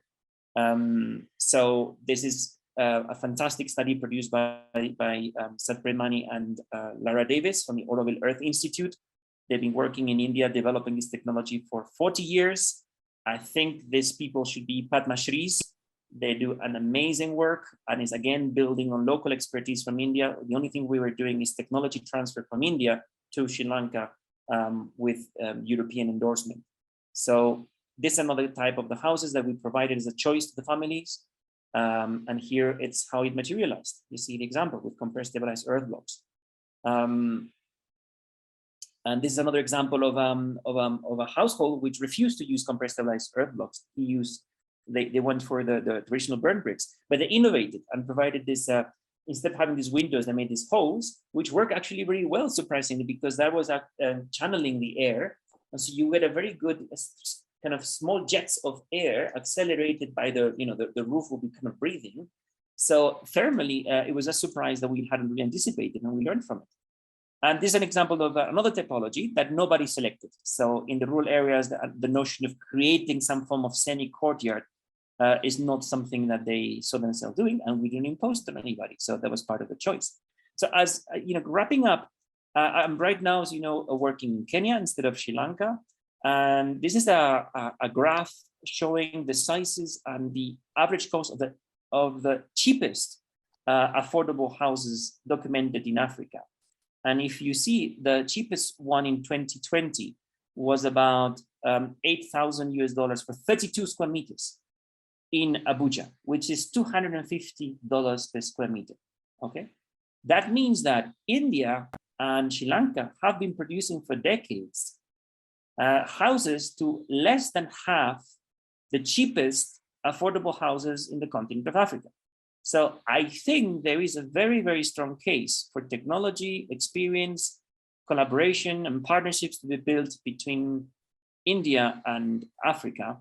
And that's what I'm trying to do here in Kenya. I've just been busy for the last 2 years, preparing and convincing the EU to launch a major program. And I am pleased to announce that the European Investment Bank is on board. And we want to explore how to transfer this knowledge and this know-how to the context of Africa, where there have been many attempts of owner-driven. So we're not reinventing the wheel. So again, we need to make sure we build on the local expertise and knowledge. It's not Europeans telling how they have to do things again. Again, we're just borrowing and what you have been doing before, but it hasn't been brought to scale. So that's the challenge. So in Sri Lanka, it was 100,000, but that's not enough. So how about going to scale? And again, going back to the context of India. So you have the 30 million rural houses program from 2015 to 2022, which is only owner-driven. That's incredible. No other country is delivering in the millions in this amount. And as part of your urban programs, where you have 20 million urban houses, and you have high rises also, but it includes some beneficiary-led construction also. So there's a lot of knowledge here, and I suppose they're not here anymore, but I would like to invite the government of India to consider joining forces with the EU here in Kenya, because we have UNHAF being headquartered here, to showcase how this knowledge can be shared in the context of Africa to reduce the costs. Again, this is an analysis of what your Indian housing programs are. You are around this magical figure of $100 per square meters, which is extremely, extremely efficient. Again, we should not romanticize, because the owner-driven requires a lot of effort from the families, and it's important to acknowledge and account for those. And that's exactly the work of this very bright Indian architect and researcher called Pratyacharya, who happens to also be my wife. But that is an amazing PhD thesis on documenting all the, let's say, trade-offs on the owner-driven process in the peri-urban and rural development in Odisha. And I think there's a lot to be learned from this. And final conclusions, if I may, Kirti, I'm done. So I think you mentioned several times, but the cost of developer-led construction, we demonstrate empirically again and again. There was at least 2 times the cost of owner-led construction. Okay, so that is a fact. That is a fact. It's very, very important fact. And the fact that you're not working with formal big contractors doesn't mean you're not working with the private sector. No, you're working with masons. You're working with all forms of suppliers and service providers, material construction. So it's not that there is one private sector and which is worth and not one which is not. It's just that one is formal and large, and the other one is more distributed in small scale. That might be more informal, and it's just as important, if not more, in the local economy, development in local economy. Let me just go to the very final. This just to mention that Professor Marja Hope-Smith, which is a prestigious affordable housing professor in the US, at the end of her career, kind of recognized the role of what she called smart subsidies. So this notion of the conditional cash grant to owners to develop their houses would fall into the category of smart subsidies, something that has existed for 70 years, but hasn't really come to the attention much of housing studies. We can put this together as remembering that this obsession with PPPs, public-private partnerships, when we're talking about owner-driven, there's another P, which is people. So if we like PPPs, okay, let's add it another P. And the final slide is on this beautiful illustration made by a young Sri Lankan for the book and the conference in 2014, which sums up this process from mobilizing the community from the shelter, get them changing their attitudes towards production, getting them to build a house, but the house is not enough. This house actually has to become a home. And the way you own that process is what is going to determine whether it becomes a home for that family. There is no shortcut to this, but again and again, the notion of ownership here is owning the process, is owning the decisions. So owning the building process leads to people investing more on their development, and this engagement contributes also towards belonging to community and society at large, which is essential for healing and community building. So again, thank you very, very, very much for this opportunity. Humbled again to be with so many eminent colleagues and practitioners, and again, insistence for the spreading the word about these publications, which are free to download and which are full of very valuable knowledge, towards which I hope we can add even more as a result of this webinar. Thank you, Priti. Over. Thank you, Jaime. I'm really very happy listening to you. That I found you, I think, on phone the other day when I was planning this particular meeting, because you enriched this discussion very much. As a matter of fact, and you took the presentation of a project to the wider dimension of strategy and thought processes, and into how do we do this on a bigger scale? How do we kind of, take these messages, across? Tremendous. So what I suggest is this, that, when you reach Spain tomorrow, and if you are not very sleepy, please try and join this meeting tomorrow, then, because there would be many questions to ask. So I'm not really asking you to kind of, make a commitment, but make an effort. If you could join tomorrow, there'll be a lot of questions which we are not able to ask today. It's an exceedingly rich presentation. Thank you very much. Thank you very much. Let me kind of move to the last presentation, and I'm very sorry that there is not going to be time today for question answer. Please, I think, accept my apology for doing that. But come back tomorrow, and we'll find time, and we'll do it certainly tomorrow. So my last presentation is to request Sujata ji, who is the Secretary, Ministry of External Affairs in Development Partnership Administration, and I personally had a great privilege of working with her on this for a long time. I've asked her many questions, and I have been very impressed with her analysis and her understanding. Sujata ji, please, I'm extremely sorry it's been delayed so much, but it's been a very rich journey until now. Thank you. Thank you, Kirti ji. I'm sorry that I'm going to take a couple of minutes because it's the end of a very long evening for everyone. No. I value this opportunity, though, to speak to a project that I really felt privileged to be associated with at the time that I was working in the MEA. I remember on virtually every occasion you and I met, you insisted that we needed to document this project. And I remember I always used to say it's very hard for governments actually to sit and document things like this while they're ongoing at the time. So in a sense, perhaps the text the text when written of all that has been said this evening and will be said tomorrow could itself be a documenting of what this project meant. So much has already been said about it by my younger colleagues who were working even before I was on this project. Anurag has set out the background. Justin has spoken about all that was done in the High Commission at the time for its successful implementation.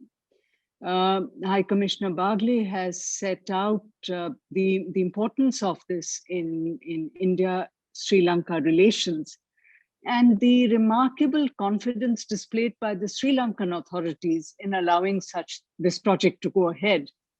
I came to this in late 2013. So by the time I started dealing with issues related to this project, it was already well underway.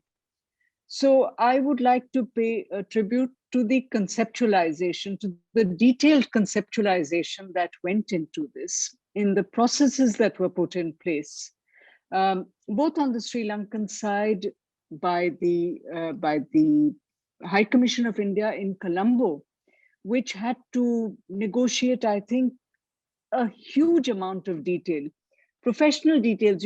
We're diplomats, we don't know and understand these things. But I think High Commissioner Ashok and his team, including Anurag, who described what was done in such depth, had to deal with I think, a whole range of disciplines that we are all not really trained for. I'd just like to highlight some of what I thought was tremendously valuable about this. I thought that the degree of decentralization that was conceptualized, decentralization in terms of leaving it to the owners of the properties to determine what they wanted, how they wanted to do it, and the fact that their ownership was central from the very start. It was not outsiders coming and determining what would be done, what should be done. The individuals concerned or the families concerned were determining for themselves what they wanted to do. And I think this was something which was quite remarkable. The flexibility that was offered to individual house owners to design their homes with only some essential features prescribed. The minimum size, the lockable front door, a working toilet, a kitchen. These were the only features that were specified. And I think beyond that, it was left to the individual owners to determine how they wanted to. If they wanted to supplement the resources that were available, they did so, and that they were welcome to do so. Now, this was low-cost housing, and on that, I would like to respond to what Mr. Royo-Olid said. But the fact is that there was no compromise on the essentials, and to ensure that there was no compromise with individual dignity. I think that was a very important feature of this. And the fact that we were able to also allow flexibility in project design at a larger level, so that if something wasn't working, it was possible to move.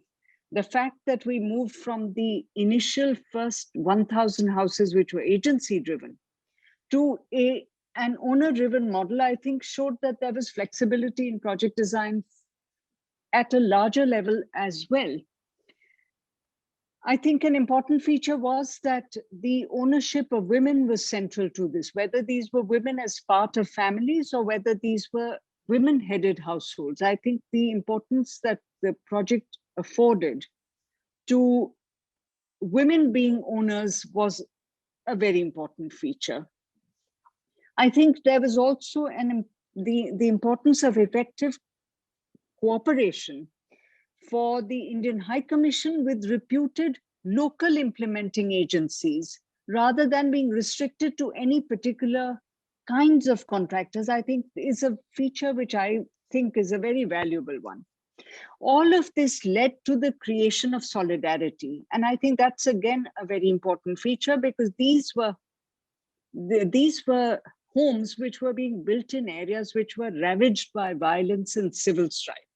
We were trying to bring individuals together to build homes in clusters, and to be able to do this in a manner which could allow that building to happen more efficiently and more economically by coming together using local resources. So I think the fact that all of this led to greater solidarity is a feature which I think is very important. All of this was done through encouraging community participation. Ultimately, I think the crucial feature in this project, in the manner in which it was designed, was that it was respectful of the dignity of the individual beneficiaries. And that, I think, is a very important aspect, which I don't think other projects are able to capture in quite the same way. Now, obviously, not everything was perfect. We could have done better. We should have moved faster. But I think it was in essence correct, because I don't think there were many cases of ownership being challenged, or of ineligible beneficiaries being assisted, or of delays on account of administrative processes alone. So I think that's a fairly, that sort of validates what was attempted to do. And I think the major factor for this was the meticulous planning in its design that preceded actual work on the ground. In this context, I would like to salute the contribution of the tremendous zeal and systematic execution which was brought to the project by the implementing agencies who facilitated the homeowners in their efforts. The officials directly involved on this, both on the Sri Lankan side and in our High Commission in Colombo, who was so committed to the success of the project. I mean, I think they went well beyond the normal, I think, bureaucratic system of working that is that we see. Now, as a general comment, many of us have been associated with overseas development projects. Many of those are to do with infrastructure. Now, infrastructure construction is a good. It's a public good, and it's important in and of itself because it helps improve lives, and it's often important for improving living conditions. But the benefits to individuals are often of a second or a third order.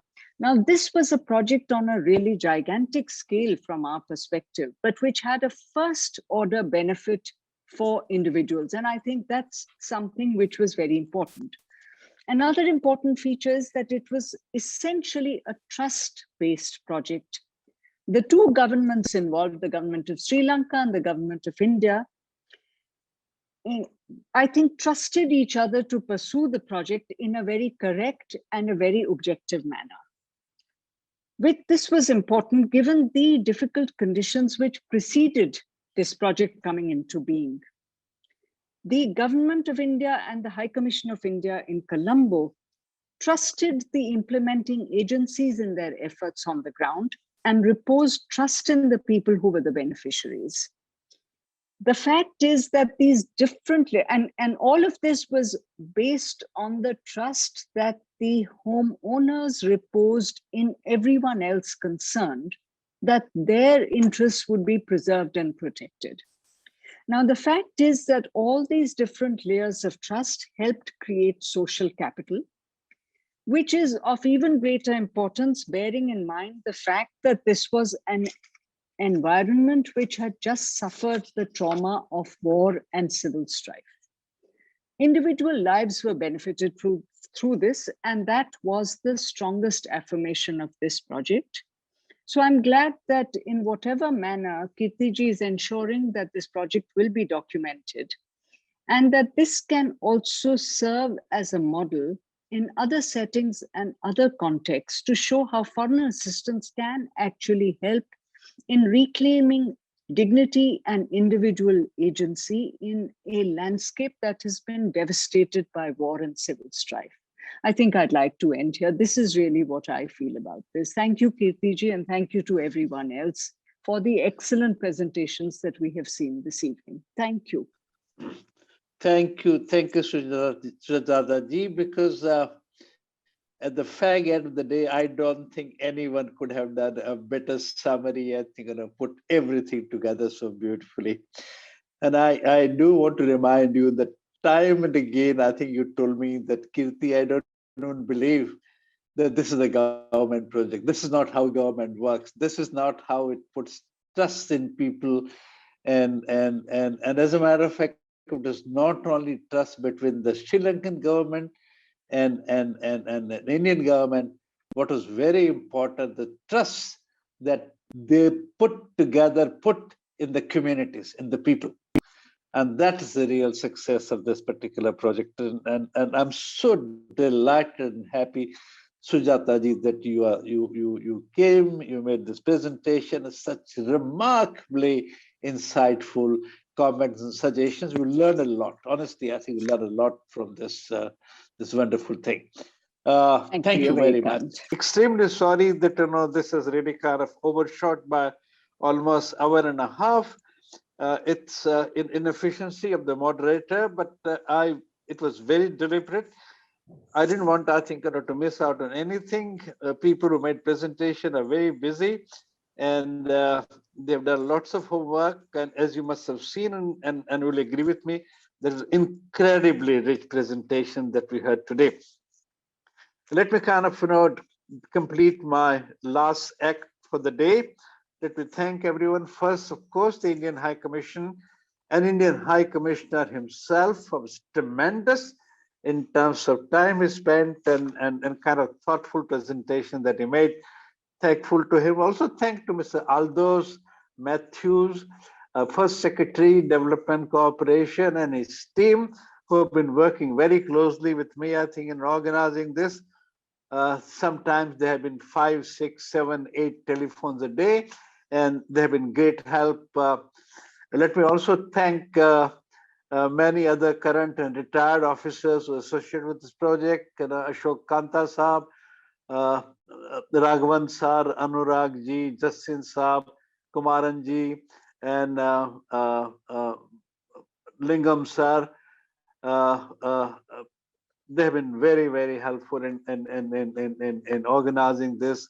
I also must thank all the 4 implementing agencies, UN Habitat, Habitat for Humanity, International Federation, Red Cross Society, and National Housing Development Authority. They have done huge amount of work behind the scene. Thank you, Jaime, brilliant presentation. Thank you, Partha Saab, agreed to kind of come back tomorrow after spending 4 hours today. I must also, even though she's not visible, I must thank my friend Sandra Durjo of IFRC, I think, who has helped continuously. And let me thank my colleague Rajesh Ji, who made a very interesting introduction. And of course, Ankisha, without whom this would not have been possible. So I'm sorry that it has been delayed so much, but thank you very much for hanging on. It was a very rich discussion. And please come tomorrow, 5:30. We will continue discussing and presenting this project, and then of course use tomorrow time to ask questions and answers, and of course we will put together some ideas in terms of how do we take this further, because the opinion and the view that has emerged today is this is a very, very valuable project. It needs to be documented, it needs to be presented widely, and we would tomorrow think about this. So thank you very, very much for this this is the longest webinar we had. It's 4 hours now. We have overshot by about 1.5 hours, but it's all worth it. Thank you very much. Thank you.